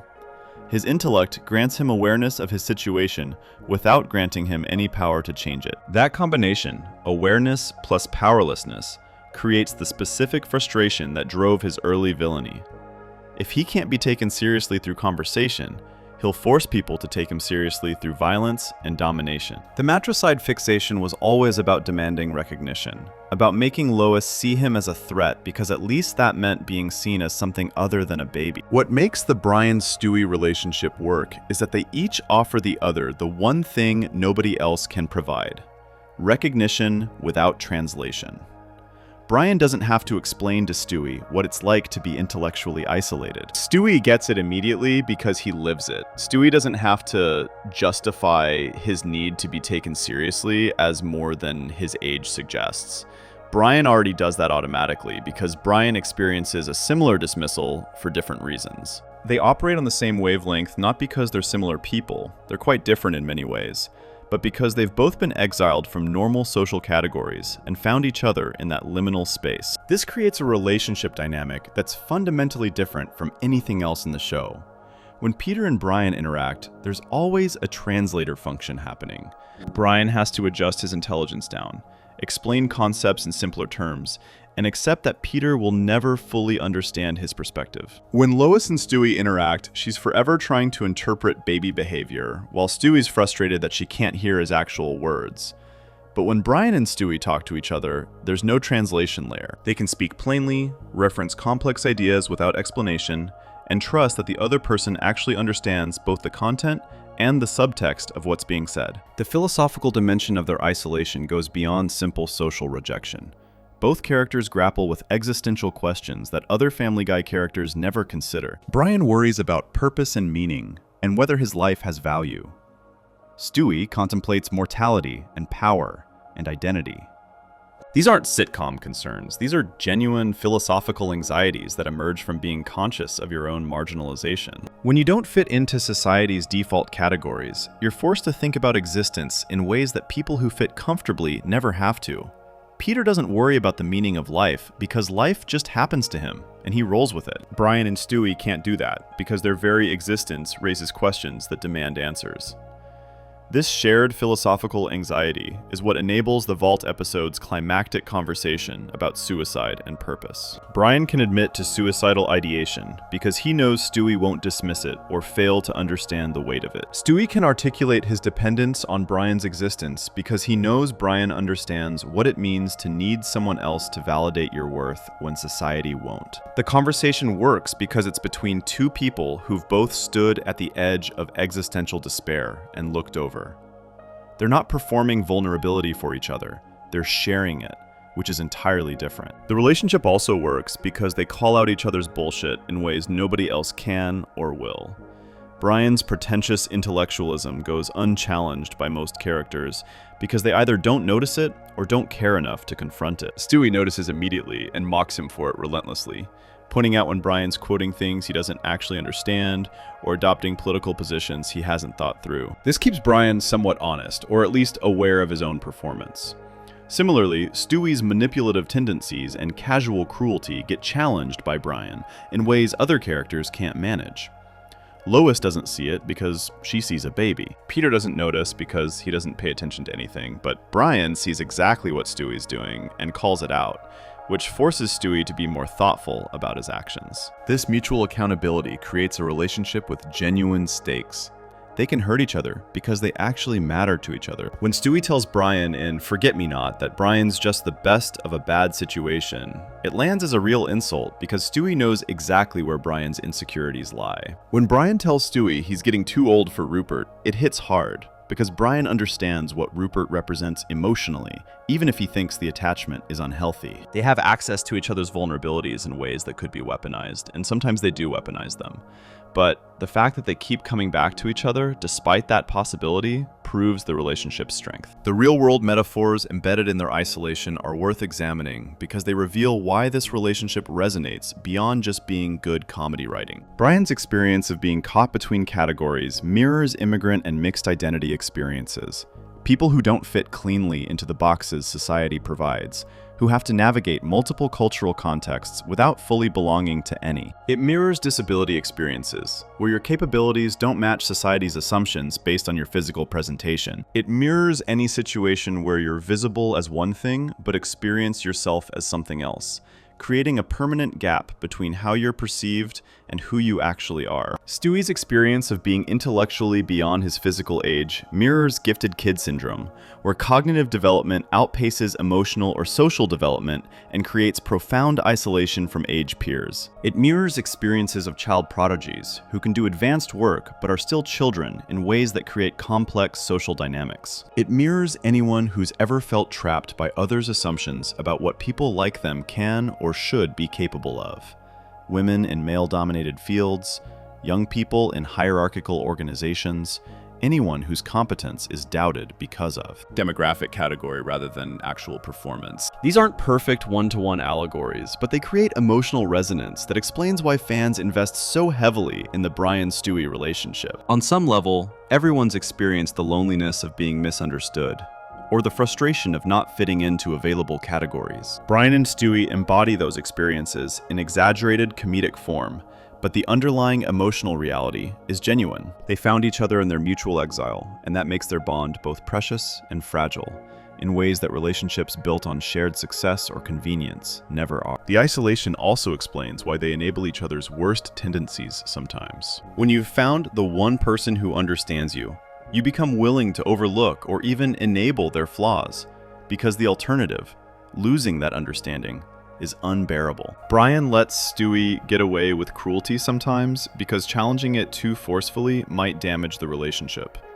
Stewie enables Brian's drinking and pretensions because calling them out too harshly might push Brian away. They're not perfectly healthy for each other. They're just the only option each has for genuine connection, which creates complicated dynamics where staying close sometimes means not being as honest as they should be. But the relationship's foundation remains their shared recognition of each other's fundamental loneliness. In a household and a town full of people who don't see them clearly, they see each other with total clarity. Brian knows Stewie's genius is real, even when it manifests in disturbing ways. Stewie knows Brian's suffering is real, even when it manifests in self-destructive behavior. That recognition, being truly seen by another person, is what makes the relationship irreplaceable for both of them. It's what makes Brian willing to eat Stewie's feces in the vault, rather than leave him uncomfortable. It's what makes Stewie willing to talk Brian out of suicide, rather than letting him escape his pain. They need each other in ways that go beyond friendship, into something more fundamental about surviving isolation. This isolation and understanding has led some fans to interpret their relationship as romantic rather than platonic, a controversial reading that reveals how the show handles love, power, and the blurry boundaries between different kinds of intimacy, when traditional relationship categories don't quite fit the people involved. Quick note, if you like what you're seeing, subscribing is free and helps us make more content. Now, back to it. Section 8. Love, Power Dynamics, and the Unrequited Romance Theory. There's a fan theory that circulates on Reddit and various Family Guy forums with surprising frequency. Stewie is secretly, hopelessly in love with Brian. Not in a platonic, you're my best friend way, but romantically, sexually, with all the longing and restraint that unrequited love demands. The evidence ranges from subtle glances to explicit jokes that the show never quite confirms or denies. But whether this theory is literally true misses the larger point entirely. What matters is that the Brian-Stewie relationship, romantic, platonic, or ambiguously both, explores love's function when massive power imbalances, communication barriers, and emotional maturity gaps exist. And it does so with more psychological nuance than any other relationship Family Guy has attempted, revealing uncomfortable truths about desire, restraint, and what separates healthy affection from toxic obsession. The romantic interpretation rests on surprisingly substantial evidence for what's supposedly just a crude animated comedy. Stewie makes sexual remarks about Brian throughout the series, comments that could be dismissed as shock humor, except they're remarkably consistent. He references Brian's attractiveness, makes innuendos about their relationship, and occasionally says things that land somewhere between joke and confession. In Bry Robot, Stewie creates a robotic duplicate of Brian, and the episode heavily implies the robot serves sexual purposes. The show cuts away, but the subtext is deliberately obvious. When Brian confronts Stewie about it, Stewie doesn't deny it. He just acts embarrassed, like someone caught in feelings they didn't mean to reveal. Dog Bites Bear provides perhaps the strongest evidence for romantic jealousy masquerading as friendship conflict. Brian gets drunk and destroys Rupert, Stewie's teddy bear. The episode frames it as accidental at first, but Brian later admits he did it deliberately because he was sick of Stewie talking to Rupert constantly, complaining to Rupert about Brian when Brian was right there in the room. That's not just friend jealousy, that's possessive partner jealousy.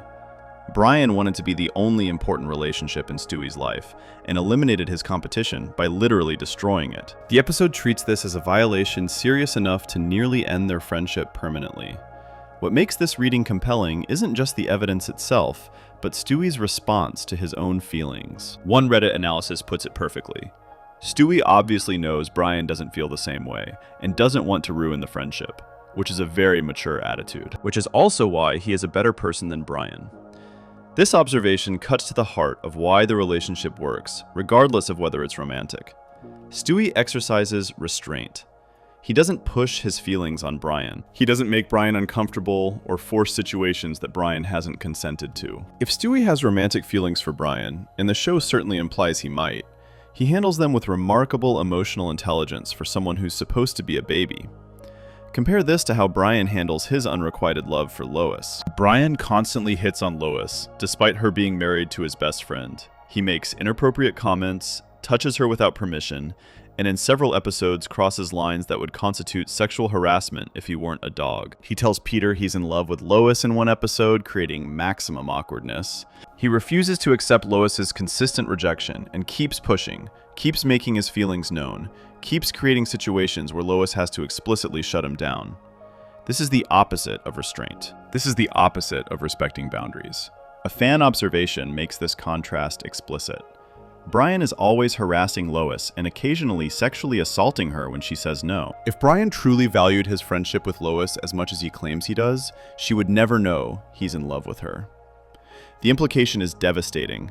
Brian's supposed love for Lois is actually narcissistic need. He values his own emotional expression more than Lois's comfort, his own desire more than their friendship, his own ego more than her consent. That's not love. That's entitlement, wearing love's costume. Stewie, by contrast, never forces Brian into romantic or sexual situations Brian hasn't implicitly agreed to.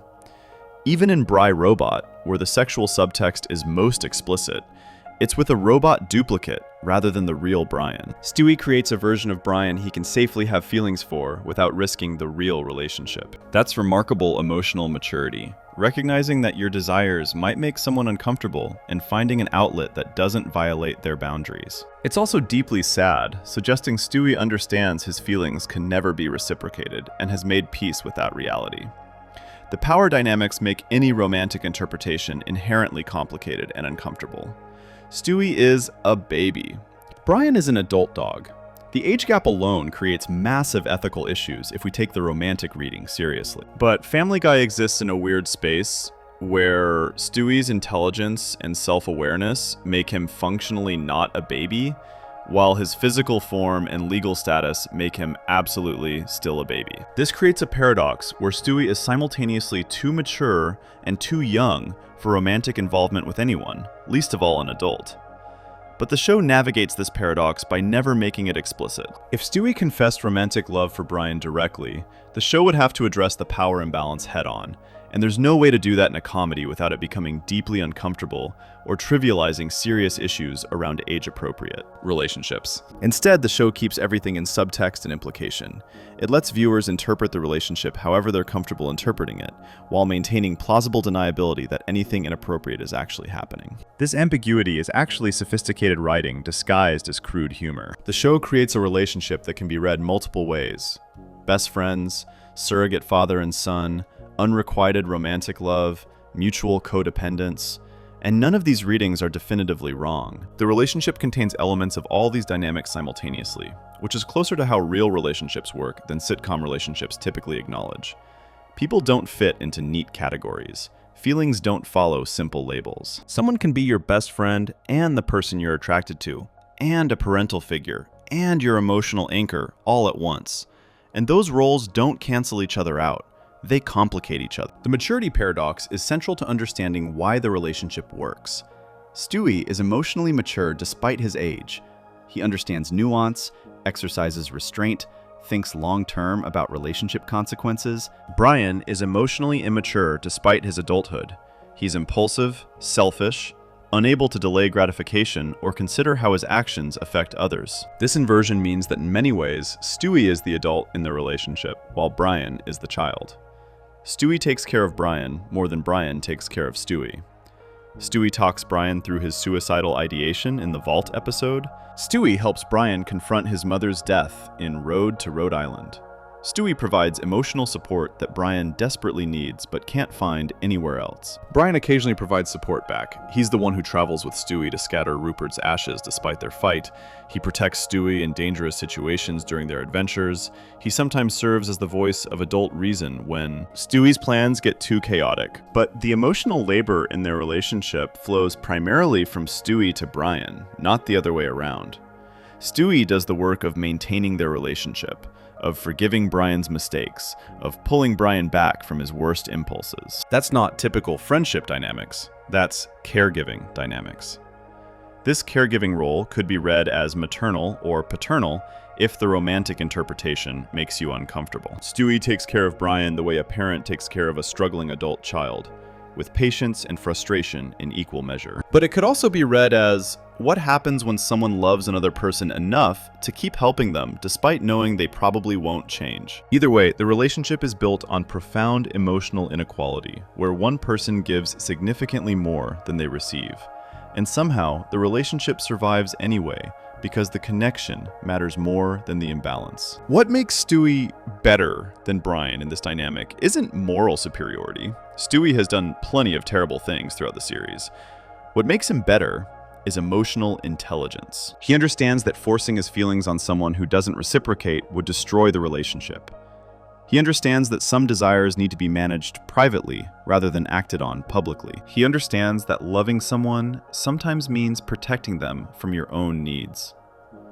These are adult concepts that Brian, despite literally being an adult, consistently fails to grasp. The show uses this dynamic to explore consent and boundaries in ways that are surprisingly progressive for a series that also includes cutaway gags about Peter fighting a giant chicken. Stewie's restraint models what healthy handling of unrequited feelings looks like. You don't pressure the other person, you don't make your feelings their problem, you don't sabotage the friendship because you can't have the romance. Brian's pursuit of Lois models the opposite. Boundary violation, persistent unwanted advances, prioritizing your own feelings over the other person's clearly stated wishes. The fact that the show rewards Stewie's restraint by giving him a genuinely meaningful relationship with Brian, while punishing Brian's persistence by making his pursuit of Lois increasingly pathetic, says something important about the show's actual values. For all its crude humor and offensive jokes, Family Guy seems to understand on some level that respecting boundaries creates intimacy, while violating them destroys it. Stewie and Brian have genuine closeness because Stewie never forces intimacy. Brian and Lois have awkward distance because Brian keeps forcing what Lois doesn't want to give.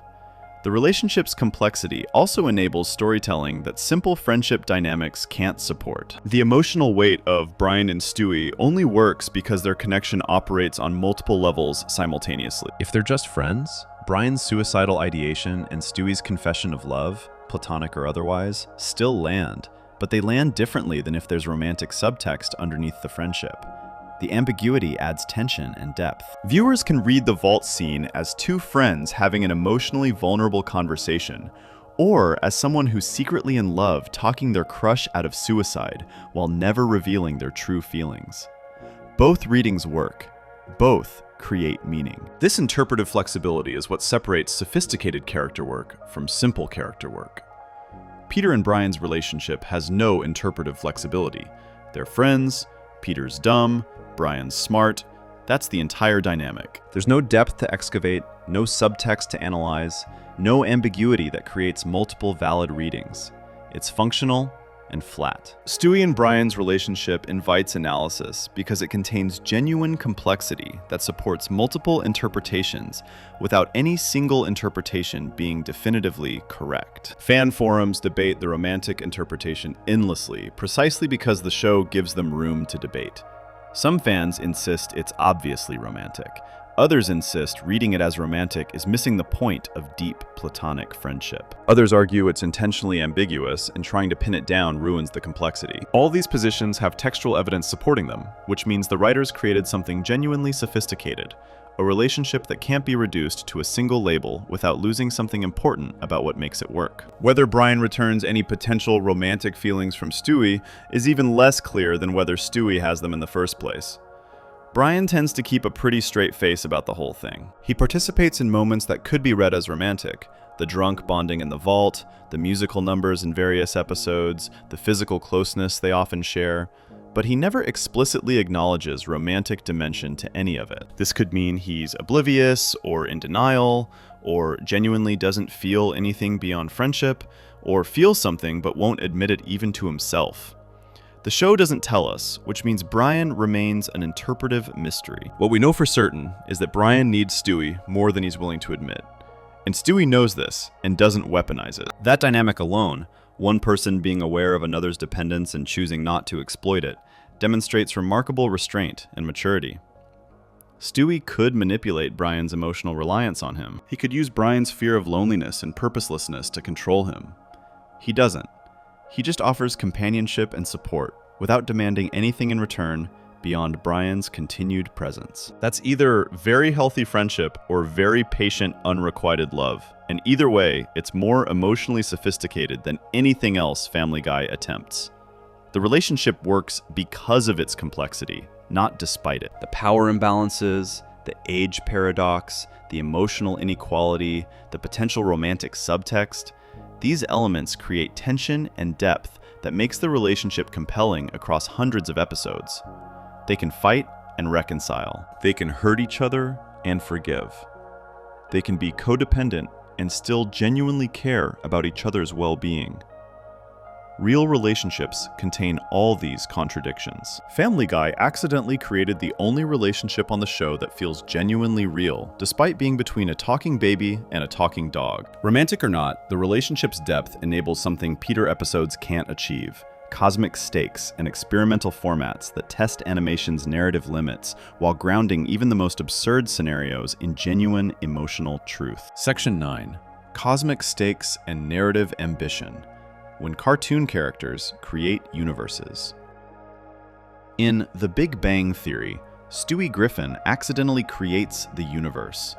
Not metaphorically, literally. He and Brian get trapped outside the space-time continuum, and the only way back involves overloading Stewie's time machine's return pad, which creates an explosion that matches the exact energy signature of the cosmic background radiation left over from the Big Bang. Stewie didn't plan to become God.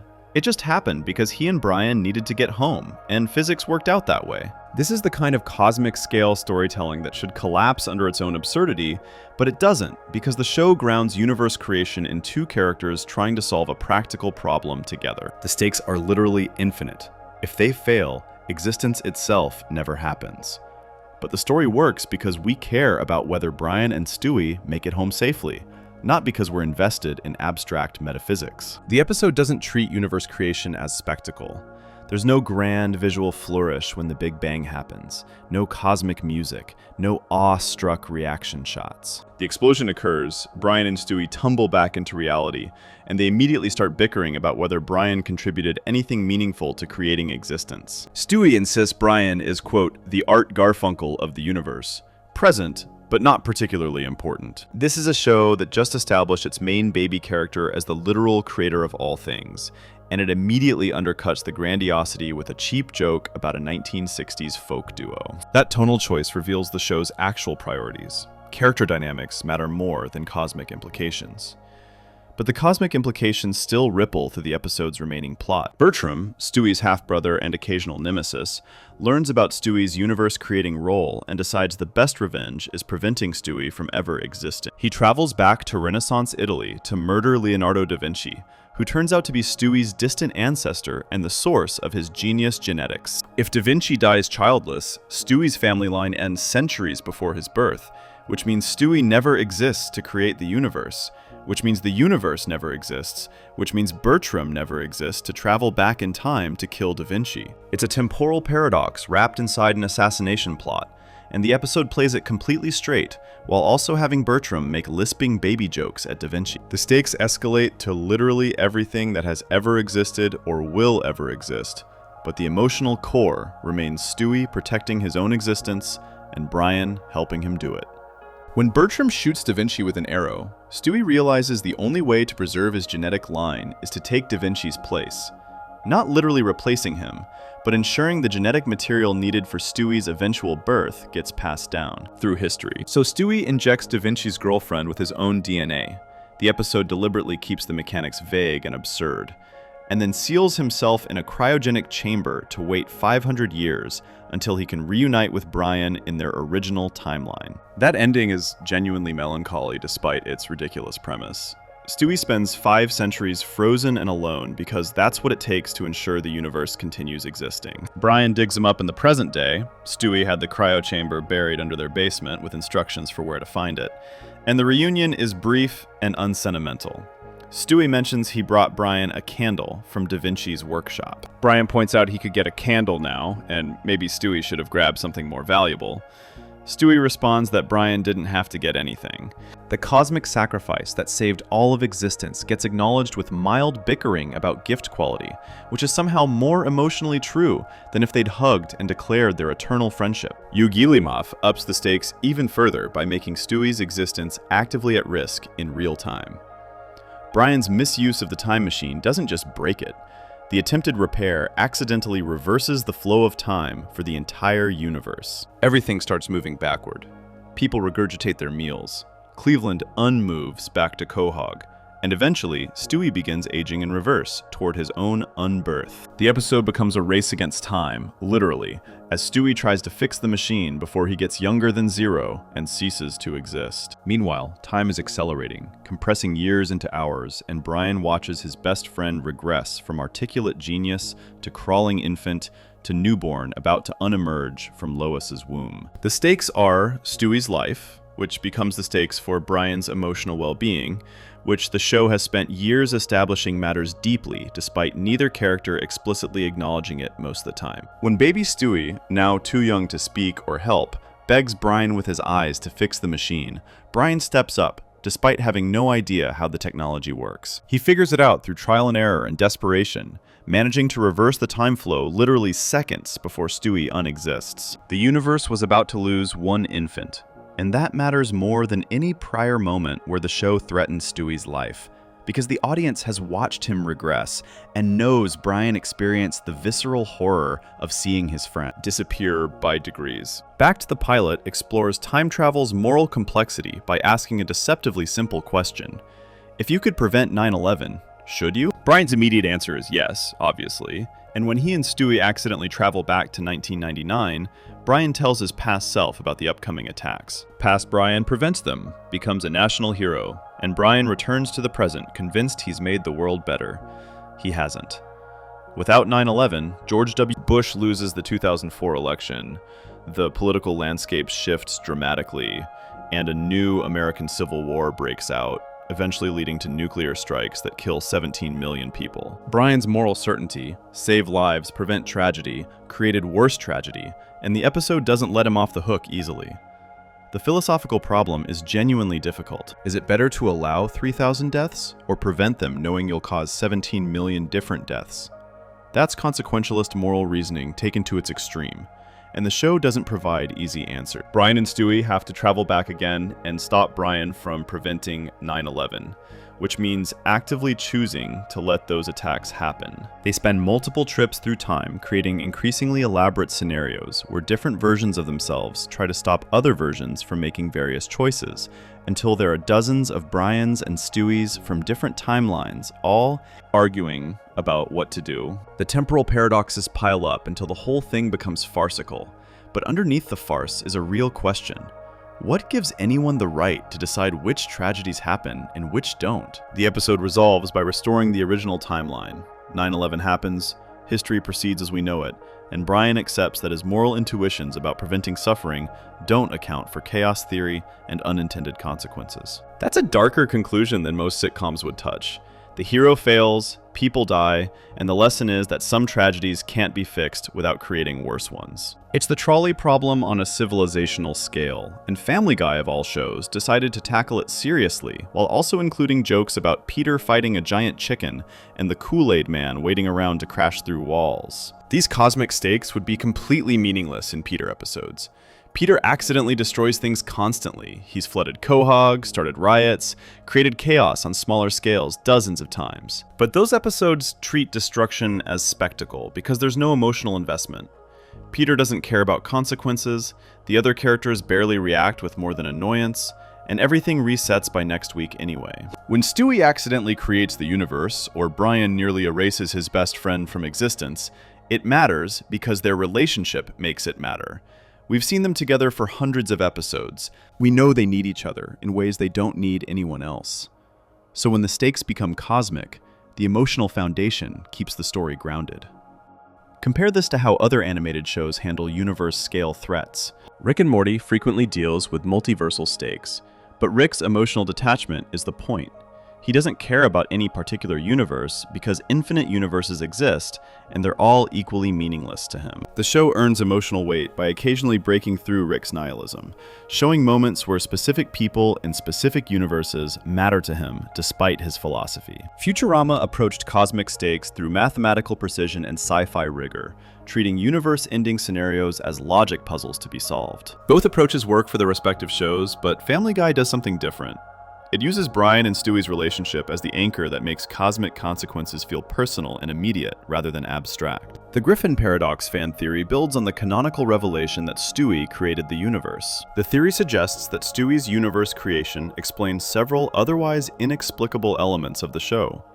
Why Stewie is so much more intelligent than everyone else, he's literally the creator. Why Brian can talk and nobody questions it. Why the family dynamics are so dysfunctional. Stewie's working through his issues via the reality he created, and why the show's continuity is so loose. Different episodes might represent different iterations of Stewie, experimenting with his creation. The theory is almost certainly not what the writers intended, but it works textually because the show established Stewie as God and never fully explored the implications. Whether or not the theory is true, it represents something important about how these cosmic episodes function.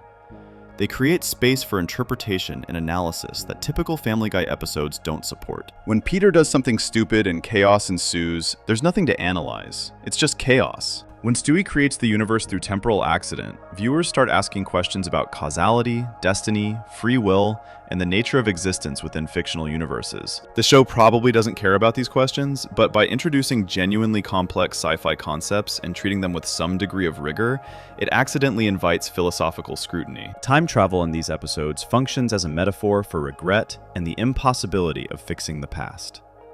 Brian wants to prevent 9/11 because he regrets not being able to stop it. Stewie frantically repairs his time machine as he ages backward because he regrets whatever choices led to the machine breaking. The episodes literalize the fantasy everyone has. What if I could go back and fix my mistakes? And show why that fantasy is dangerous.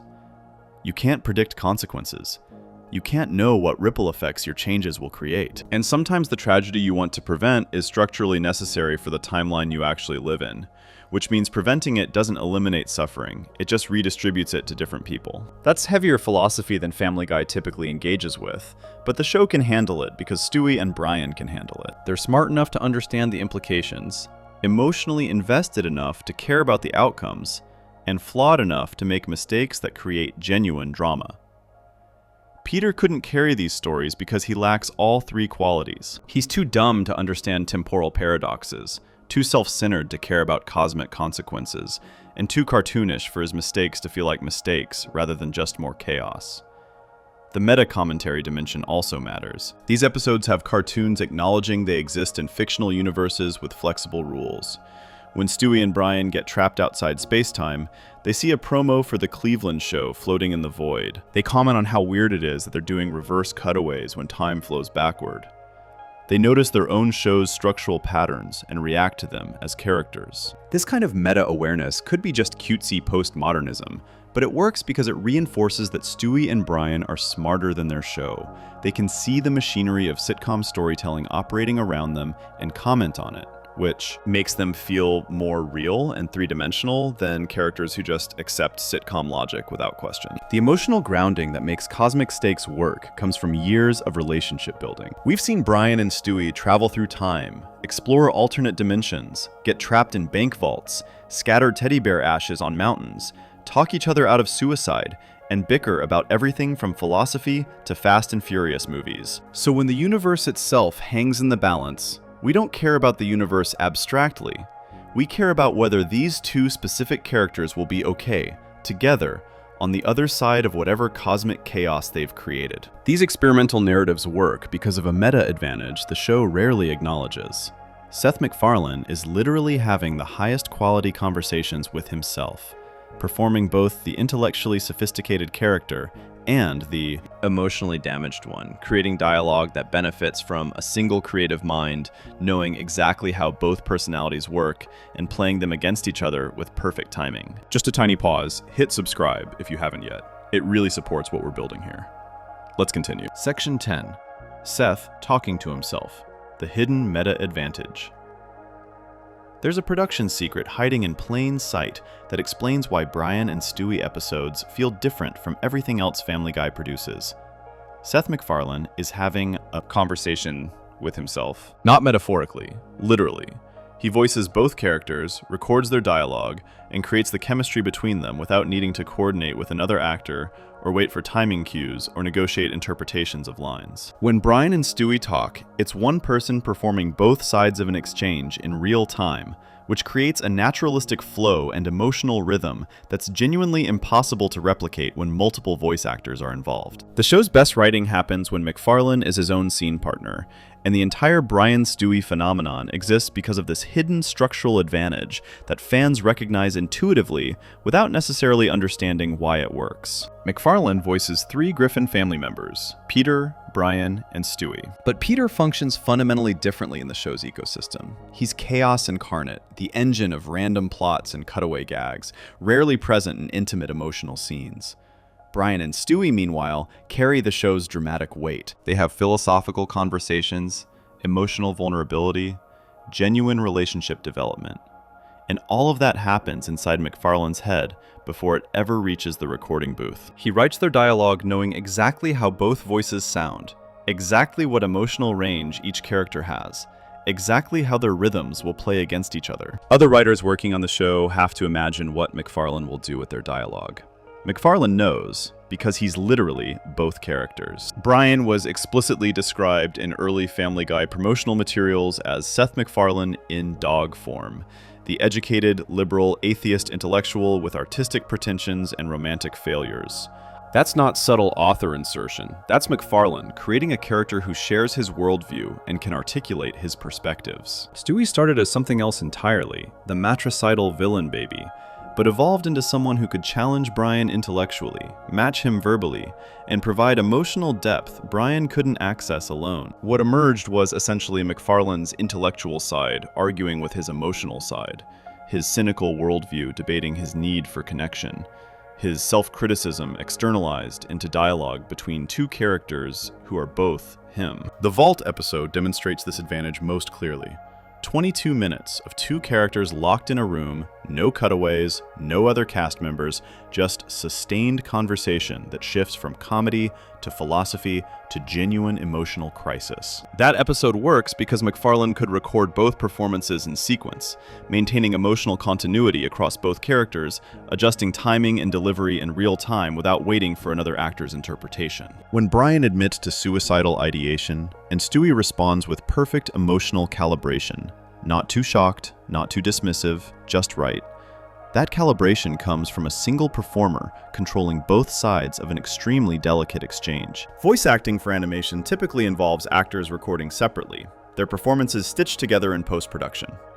Directors provide guidance, but actors don't have scene partners to react to in the moment. They're performing against silence, trusting that the other actor will match their energy and timing when they record their parts hours or days later. This creates perfectly functional animation, but it lacks the spontaneity and natural rhythm of live performance. When MacFarlane voices both Brian and Stewie, he eliminates that gap entirely. He is both performers. He can adjust both sides of the conversation simultaneously. He can improvise as one character and immediately respond as the other. The result sounds like 2 people actually talking to each other, because in the recording booth, they effectively are. This sonic cohesion matters more than people realize. Brian and Stewie's voices exist in the same acoustic space. They're both MacFarlane's throat, both shaped by his vocal patterns and breathing rhythms. Other character pairings involve different actors with different vocal qualities, different recording sessions, different energy levels. Those performances get matched through editing, but perfect synchronization is impossible. Brian and Stewie have perfect synchronization built in because they're the same instrument playing different notes. Listeners perceive this as chemistry between characters without necessarily identifying that the chemistry comes from singular rather than collaborative performance. Compare this to other animated shows where creators voice multiple main characters. Justin Roiland voiced both Rick and Morty for most of the show's run, and their scenes together had a specific improvisational energy that came from Roiland performing conversations with himself, often riffing and creating dialogue on the fly the animators would later match to. Trey Parker and Matt Stone voice most of South Park's cast between them, and their best episodes often feature their characters in extended dialogue scenes where the two creators are essentially having conversations through their cartoon avatars. This isn't coincidental. There's something about creator-performed dialogue that feels more authentic and intentional than dialogue filtered through multiple performers' interpretations. The self-dialogue advantage extends to writing. When McFarlane, or other Family Guy writers, write Brian Stewie scenes, they're writing for voices they can hear internally with perfect clarity. There's no uncertainty about whether a line will land or whether the emotional tone will translate. McFarlane knows exactly how he'll perform both parts, knows what improvisations he might add, knows which jokes work in his voice and which don't. Other character pairings require the writer to imagine multiple distinct performers and hope their interpretations align. Brian and Stewie dialogue gets written with performance already embedded in the creative process. Stewie's British accent specifically contributes to the pairing's appeal for long-form content. McFarlane's Stewie voice has a musicality and sophistication that contrasts beautifully with Brian's American naturalism. The accent signals intelligence and refinement while remaining completely within McFarlane's comfortable vocal range.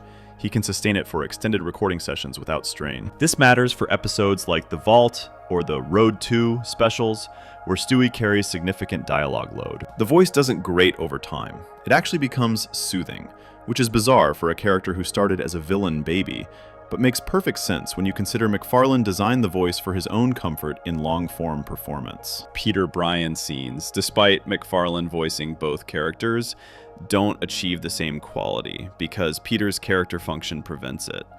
Peter is deliberately stupid, emotionally stunted, and built for chaos rather than conversation. He can't engage in philosophical dialogue or emotional vulnerability without breaking character. So even though McFarlane voices both characters, he can't use Peter the way he uses Stewie, as an intellectual and emotional counterweight to Brian's neuroses. Peter and Brian scenes are almost always Peter being stupid while Brian reacts with exasperation, a dynamic that's funny but shallow. The self-dialogue advantage only works when both characters can operate at similar levels of complexity, which Peter, by design, cannot.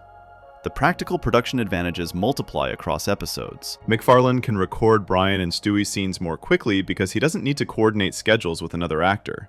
He can make changes to dialogue during recording and adjust both performances immediately. If a line doesn't work, he can improvise replacements on the spot without waiting for another actor to try variations. If the emotional timing feels off, he can adjust both sides of the exchange in the same take. This efficiency means Brian Stewie scenes can receive more iterations and refinement than scenes requiring coordination between multiple performers and schedules. The internal character understanding advantage might be the most significant. McFarlane knows both characters from inside their heads because he is both characters. He understands Brian's insecurities and pretensions intimately because they're his own. He understands Stewie's genius and vulnerability because he created them and gives them voice. When he writes dialogue between them, he's not imagining how two separate people would interact. He's exploring internal conflicts and conversations he has with himself, externalized into two distinct personalities. This psychological authenticity makes their relationship feel real in ways that purely constructed character dynamics cannot replicate. Consider how awkward pauses and mistimed reactions destroy conversational flow. In animation with separate voice actors, editors work hard to eliminate these issues, but they can't always succeed because the actors weren't actually talking to each other. McFarlane eliminates the problem at source. His timing is always perfect between Brian and Stewie because he controls both performances simultaneously. When Stewie interrupts Brian, or Brian talks over Stewie, it happens with the natural rhythm of actual interruption, rather than the slightly off timing of edited together separate recordings. This makes their arguments sound like arguments, their banter sound like banter, and their emotional moments sound genuinely spontaneous, even though everything is scripted. The comedic rhythm benefits enormously from this setup. Comedy timing is notoriously difficult to coordinate between actors. What feels like the right pause length to one performer might feel too long or too short to another. McFarlane can calibrate comedic timing across both characters with precision because he's delivering both the setup and the punchline himself. When Brian and Stewie do rapid-fire exchanges or complex verbal choreography, it flows perfectly because one person is orchestrating the entire sequence. Other character pairings can achieve good timing, but they can't match the seamless integration that comes from singular performance. The metatextual element adds another layer. When audiences watch Brian and Stewie, they're watching McFarlane perform a conversation with different aspects of his own personality. Brian represents his intellectual side, his artistic aspirations, his romantic failures, his substance issues. Stewie represents his ambition, his need for control, his capacity for both brilliance and vulnerability. Their conversations are McFarlane working through his own contradictions in public, using animation to literalize internal dialogue. This gives the relationship psychological depth that purely fictional relationships lack. It's grounded in one person's actual emotional and intellectual conflicts, rather than imagined dynamics between separate individuals. This advantage explains why Brian Stewie episodes can sustain experimental formats that would fail with other character combinations. The Vault episode, the Road to specials, the time travel episodes all require sustained performance quality across extended scenes with minimal other characters. McFarlane can deliver that quality because he's not dependent on coordinating with other performers or maintaining consistency across separate recording sessions.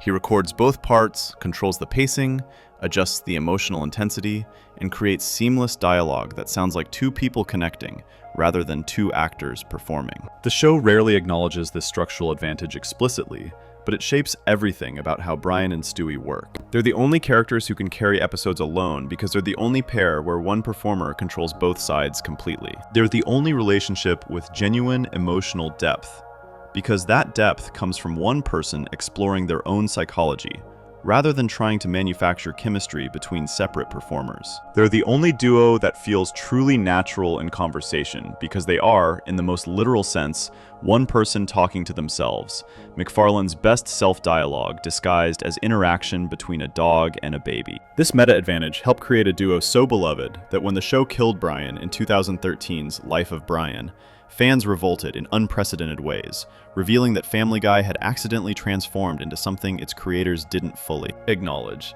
A show where the supposed comic relief characters had become more emotionally central than the nominal protagonist's family. Section 11. Brian's Death and What It Revealed. The Fan Revolt That Proved the Thesis. In November 2013, Family Guy did something unprecedented for a long-running sitcom.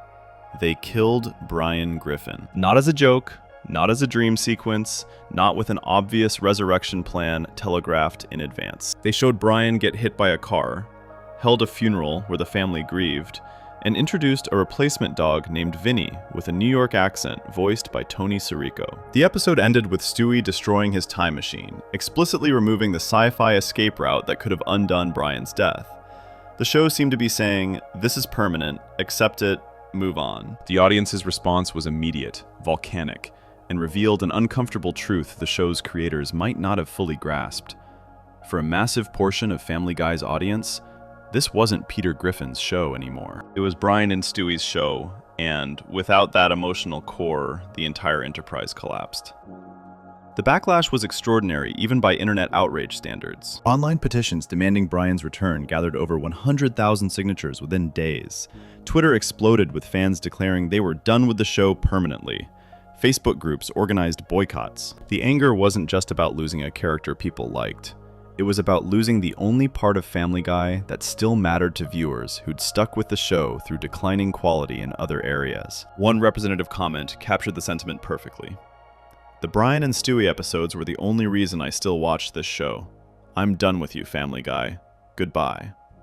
That quote reveals the show's fundamental transformation. Fans weren't saying, "I'll miss Brian, but the show will be fine." They were saying Brian's absence made the entire show unwatchable because he anchored the only storylines they cared about anymore.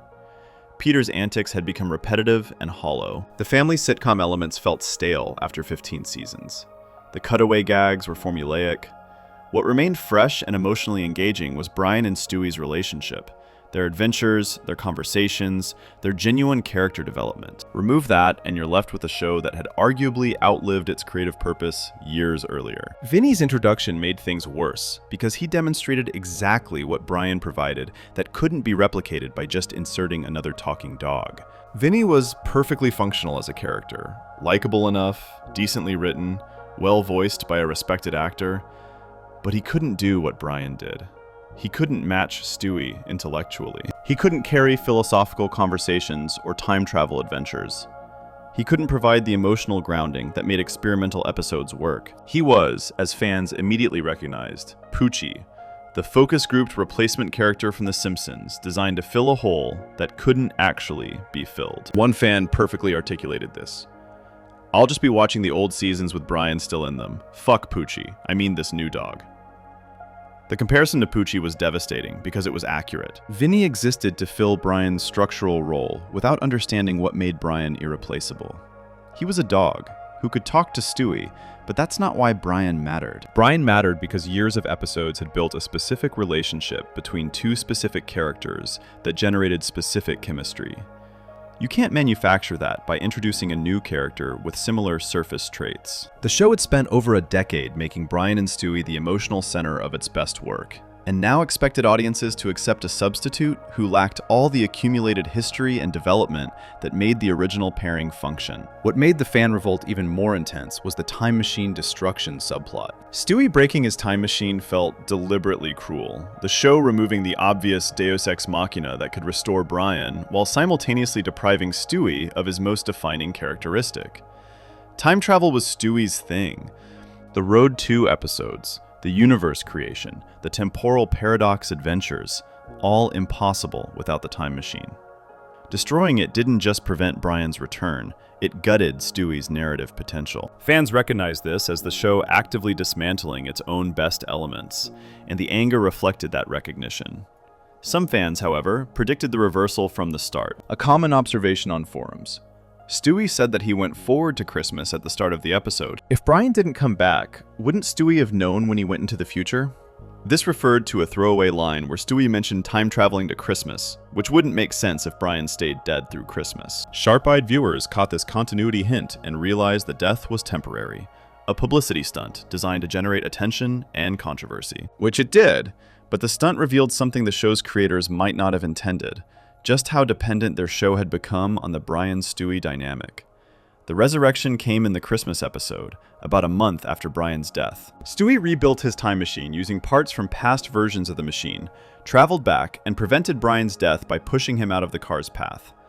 Brian returned, the status quo restored, and the show moved on as if nothing had happened. But the stunt had already demonstrated what mattered to the audience. The overwhelming relief at Brian's return proved that for these fans, Family Guy without Brian wasn't worth watching.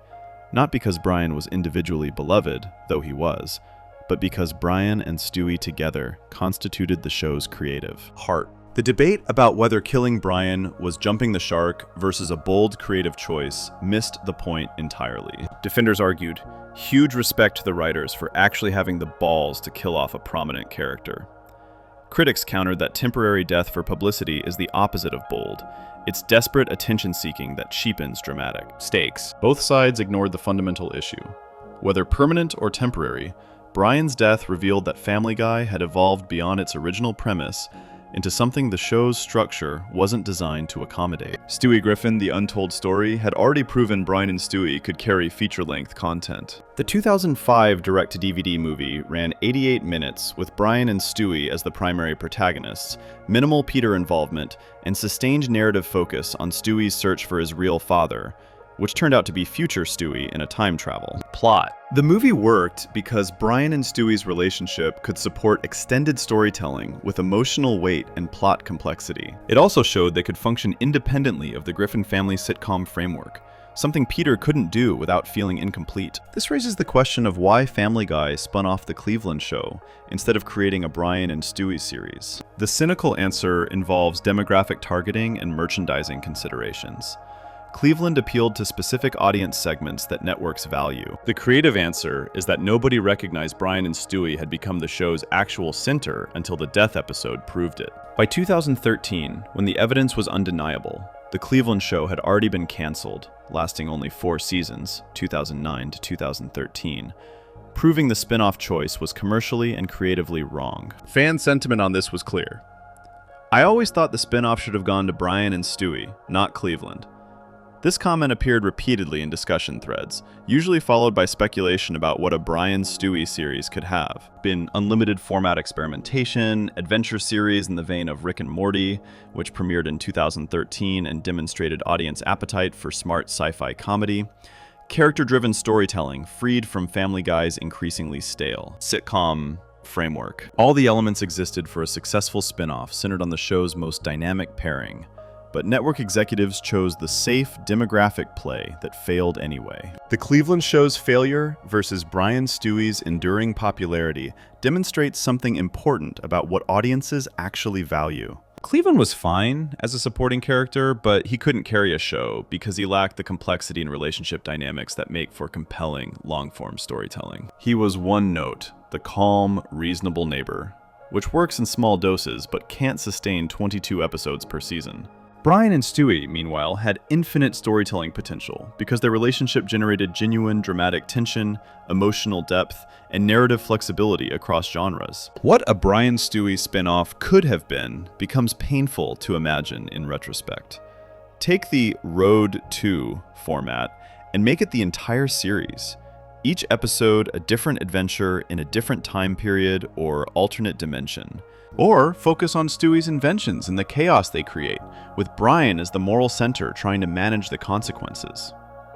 Or explore their relationship's evolution as Stewie ages and matures, while Brian faces mortality. Unlimited possibilities existed because the characters were genuinely three-dimensional, and their dynamic could support any genre or tone the writers wanted to explore. The show's inability to function during Brian's brief absence proved the thesis that this essay has been building. Family Guy accidentally created something more emotionally sophisticated than its creators intended, and that something resided entirely in the Brian-Stewie relationship. Peter's episodes could generate laughs through randomness and shock value, but they couldn't create meaning or emotional investment. When the show needed actual stakes, when it needed audiences to care, it turned to Brian and Stewie. The death episode stunt was supposed to demonstrate the show's willingness to take risks and shake up the status quo. Instead, it demonstrated that the show had already transformed into something its own creators hadn't fully acknowledged. The Fan Revolt wasn't irrational attachment to a cartoon dog. It was recognition that Brian's death eliminated the only part of Family Guy that still justified watching. 15 seasons in, Peter's adventures had become white noise, background entertainment that occasionally landed a joke but rarely felt necessary or meaningful. Brian and Stewie episodes felt essential because they offered something the rest of the show couldn't provide. Characters who grew, relationships that deepened, storytelling that took risks beyond, what offensive thing can we get away with this week? When Brian returned, fans celebrated, but the stunt had revealed something that couldn't be unrevealed.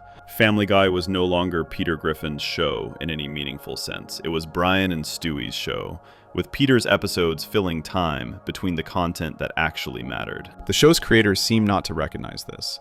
They kept Brian dead for a month, seemingly believing audiences would accept Vinny and move on. The instant, intense backlash proved how wrong that assumption was. Audiences had already moved on from caring about Peter. They stayed for Brian and Stewie. This proved the thesis, but there's one final question. Why does any of this matter beyond entertainment preferences? What do Brian-Stewie episodes offer that transcends simple enjoyment? The answer lies in what these episodes demonstrate about storytelling itself, about what makes narratives meaningful, what creates emotional investment, and why some character dynamics achieve cultural resonance while others remain forgettable sitcom filler. The final question isn't whether Brian and Stewie are better than Peter. It's what their accidental evolution reveals about how stories work and why some connections between characters matter more than others. Section 12. Conclusion. Character-driven animation, sleep content, and what Family Guy accidentally discovered. Family Guy stumbled backward into animation's greatest lesson. Character-driven storytelling with genuine emotional stakes will always outlast gag-driven chaos. And the medium's true power lies not in what's impossible to film, but in making impossible characters feel emotionally real. A talking dog and a genius baby work better than the show's nominal protagonist because they prove that emotional investment beats random spectacle every single time. This isn't just about entertainment preferences or which episodes are, quote, funnier. It's about what makes narratives meaningful, what creates lasting cultural impact, and why some character dynamics achieve resonance that transcends their ridiculous premises while others remain forgettable sitcom filler. The evidence has been building across every section of this analysis. Peter and Brian's relationship stagnated because the straight man dynamic offered no room for growth. Peter stays stupid because the joke requires it. Brian stays exasperated because that's his function. And 25 years later, they're exactly where they started. Brian and Stewie's relationship evolved because neither character was locked into a rigid role. Stewie transformed from villain to vulnerable genius. Brian devolved from perfect intellectual to flawed pseudo-intellectual. Both changes created narrative possibilities the original character designs never intended, and their relationship deepened because both characters could fail, grow, hurt each other, and reconcile in ways that felt genuinely earned. The Vault episode proved the concept definitively. 22 minutes of two characters in a room, with no cutaways, no other cast, no gimmicks, just sustained conversation that moved from comedy to philosophy to genuine emotional crisis. That episode is impossible with Peter because Peter can't sustain vulnerability or introspection without breaking character. It works with Brian and Stewie because their relationship had been developed enough to support dramatic weight. They could have a conversation about suicide and meaning and loneliness that landed as genuinely moving rather than just set up for a joke, because the show had spent years establishing that these characters actually matter to each other in ways that go beyond situational comedy. The creative range enabled by their adventures demonstrates why format flexibility matters. The Road to specials could be musical comedy, war drama, science fiction, dystopian horror, or personal emotional journey, depending on what the story needed, because Brian and Stewie's dynamic was strong enough to ground any genre. Peter episodes are trapped in sitcom format. Random chaos happens, Peter makes it worse, things reset by the end. There's no narrative progression, no stakes that carry between episodes, no sense that anything matters beyond this week's random plot. Brian and Stewie can save Christmas, prevent the apocalypse, or create the universe itself. And these cosmic stakes feel personal because the relationship makes us care about the outcome. The psychological depth revealed through their shared isolation explains why the relationship resonates beyond simple friendship dynamics. Both characters exist outside normal social categories. Brian rejected by dog and human society, Stewie too intelligent for his age restrictions. And they recognize that fundamental loneliness in each other. This creates understanding that can exist with characters who fit comfortably into their assigned roles. Peter belongs in his world even when he's destructive. Cleveland, Joe, and Quagmire all have clear social positions. Brian and Stewie are permanent outsiders who found each other in that exile, and that bond is stronger than bonds built on shared success or convenience. The relationship's complexity, particularly around the romantic interpretation debate, shows how sophisticated the writing became when dealing with these characters. Whether Stewie has romantic feelings for Brian or not matters less than the fact that the show created a relationship ambiguous enough to support multiple valid interpretations. Peter's relationships are simple and clearly defined. Brian and Stewie's relationship contains genuine nuance, power imbalances, emotional inequality, restraint and boundaries, codependency, and genuine care existing simultaneously. That complexity is what drama requires, and Family Guy accidentally created drama while thinking it was just making comedy.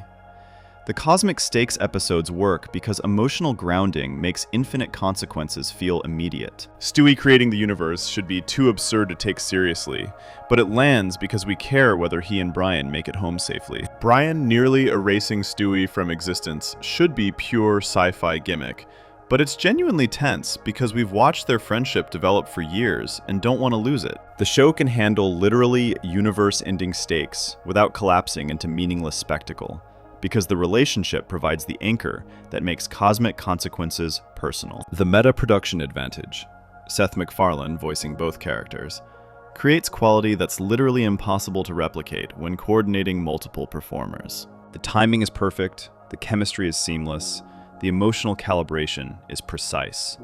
All because one person controls both sides of every conversation. This isn't just technical efficiency.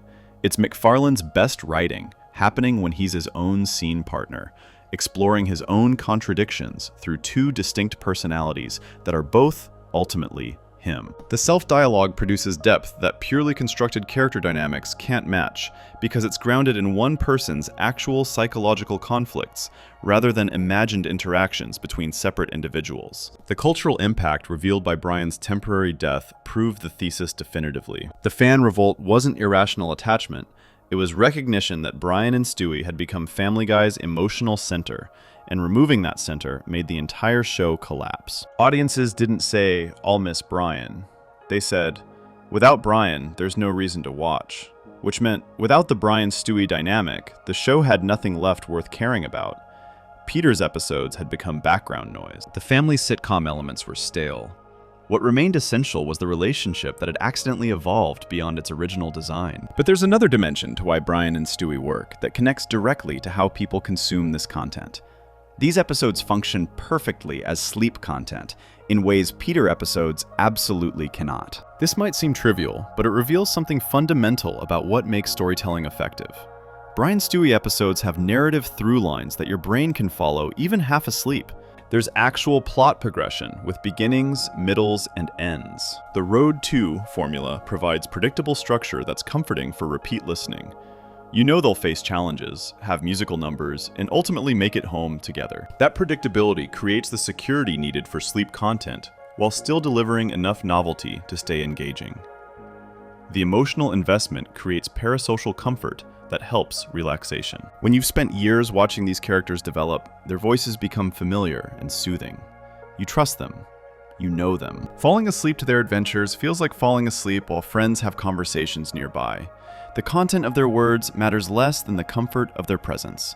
The philosophical discussions give your brain something to process without causing overstimulation. Topics like existential meaning or temporal paradoxes are intellectually engaging enough to occupy wandering thoughts, but not so emotionally intense that they prevent sleep. Seth's voice consistency across both characters creates sonic cohesion that's genuinely soothing.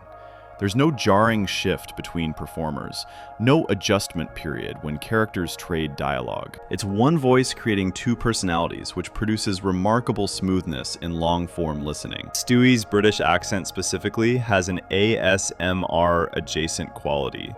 The precise enunciation, the musical cadence, the sophisticated vocabulary, all delivered in tones that feel inherently calming, despite the character's chaotic personality. Combined with Brian's naturalistic American delivery, you get vocal variety without vocal discord.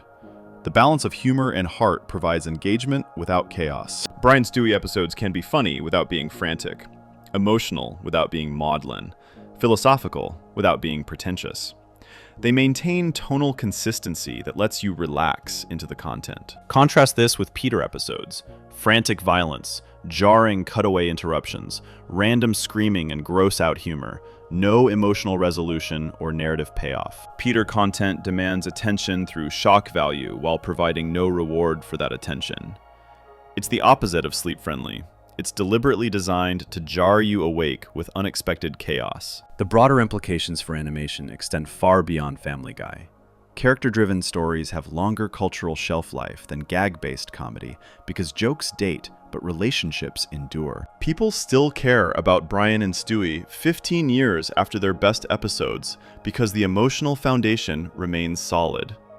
Meanwhile, Peter's random cutaways to 1980s pop culture references feel increasingly dated and disposable. Animation can handle existential philosophy as effectively as live-action prestige drama when creators trust their characters enough to let them have genuine conversations about meaning and mortality without undercutting every moment with jokes. Voice actor consolidation can enhance rather than limit quality, contrary to conventional wisdom that diverse casts produce richer work. Seth voicing multiple characters created advantages that wouldn't exist with separate performers. Perfect timing, seamless chemistry, psychological authenticity from one person exploring their own contradictions. Experimental formats work when character foundation is strong enough to support them. The Vault episode, the time travel plots, the cosmic stakes, All possible because Brian and Stewie's relationship could carry experimental storytelling that would collapse without emotional grounding. Audiences invest in relationships, not protagonists. This might be the most important lesson Family Guy accidentally teaches. Peter is the main character, but that doesn't make him the most important character. The relationship between the dog and the baby became more central to the show's identity than the father whose name is in the title. Shows are remembered for their duos and ensembles. Rick and Morty, BoJack and Todd, Sherlock and Watson, not for singular protagonists operating alone. Relationships create the friction and growth that drive compelling narratives. What Family Guy accidentally discovered was that the show evolved beyond its premise entirely. The best moments came from characters it didn't plan to prioritize. One fan observation captures this perfectly. The dog and the baby are the only two characters in this show. Everyone else is a glorified piece of furniture. That's harsh, but essentially accurate. Everyone else exists to facilitate sitcom plots, while Brian and Stewie carry the show's actual emotional and creative weight. Seth MacFarlane's strongest writing consistently happens with these characters, which suggests his natural creative instincts pull toward their dynamic, even when the show's structure doesn't formally acknowledge their centrality. The show could have, probably should have, pivoted to make Brian and Stewie the official leads years ago. Create the spin-off that fans begged for. Let them carry their own series, freed from Family Guy's increasingly stale sitcom framework. The audience investment was there, the creative potential was there, the proof of concept existed in multiple feature-length episodes and specials. Instead, the show maintained its original structure while accidentally making that structure obsolete through the strength of what it created by accident. 4 clear advantages emerged from this analysis, each proven through specific evidence. First, genuine dramatic stakes through isolation. Both characters' fundamental loneliness creates understanding and vulnerability impossible with characters who fit comfortably into social categories. Second, unlimited creative formats through sci-fi capability. Time travel and inventions enable any genre while maintaining character consistency. Third, mature themes without tonal breaking. Philosophical discussions about suicide, meaning, and existence land seriously because the characters can handle that weight. Fourth, Seth's best self-dialogue. One performer creating both sides of conversations produces quality literally impossible to replicate with multiple actors. This isn't about preference. It's about storytelling evolution and what happens when animated comedies run long enough for characters to develop beyond their original designs. Peter represents 1999 comedy. Shock value, random humor, chaos without consequences, protagonists who never change. Brian and Stewie represent animation's mature potential. Character growth, emotional complexity, genre flexibility, genuine stakes with real consequences. Both have value, but only one has staying power beyond its initial novelty. The show's not about Peter anymore, and that's okay. Animation grows when creators let characters evolve beyond original design, rather than forcing them back into boxes that no longer fit. Sometimes the best version of your show is the accident you didn't plan for. The supporting characters who developed chemistry you didn't write. The relationship that became more interesting than your planned protagonist's journey. The emotional depth that emerged from what was supposed to be pure comedy. Family Guy created something genuinely sophisticated while thinking it was just making dick jokes and cutaway gags. That sophistication lives entirely in the relationship between a talking dog and a genius baby, and pretending otherwise ignores everything the show accidentally proved about what makes animated storytelling work. The lesson extends beyond this specific show. When creators stumble into something better than their plan, the smart move is acknowledging the evolution and leaning into what works, rather than defending the original vision. Brian and Stewie became Family Guy's emotional center not because anyone planned it, but because character development and relationship dynamics naturally create meaning that random chaos cannot. The show discovered that emotional investment beats spectacle, that relationships matter more than protagonists, that animation's power lies in making impossible characters feel impossibly real. Those lessons apply to every animated series, navigating the tension between comedy and drama, between structure and evolution, between what a show was supposed to be and what it accidentally became. In the end, Family Guy's greatest achievement wasn't creating a successful animated sitcom. It was demonstrating that even the most cynical, gag-driven comedy will eventually find its heart if it runs long enough for characters to surprise their creators. That heart was always there in the dog and the baby, waiting for someone to notice they'd become the real story all along.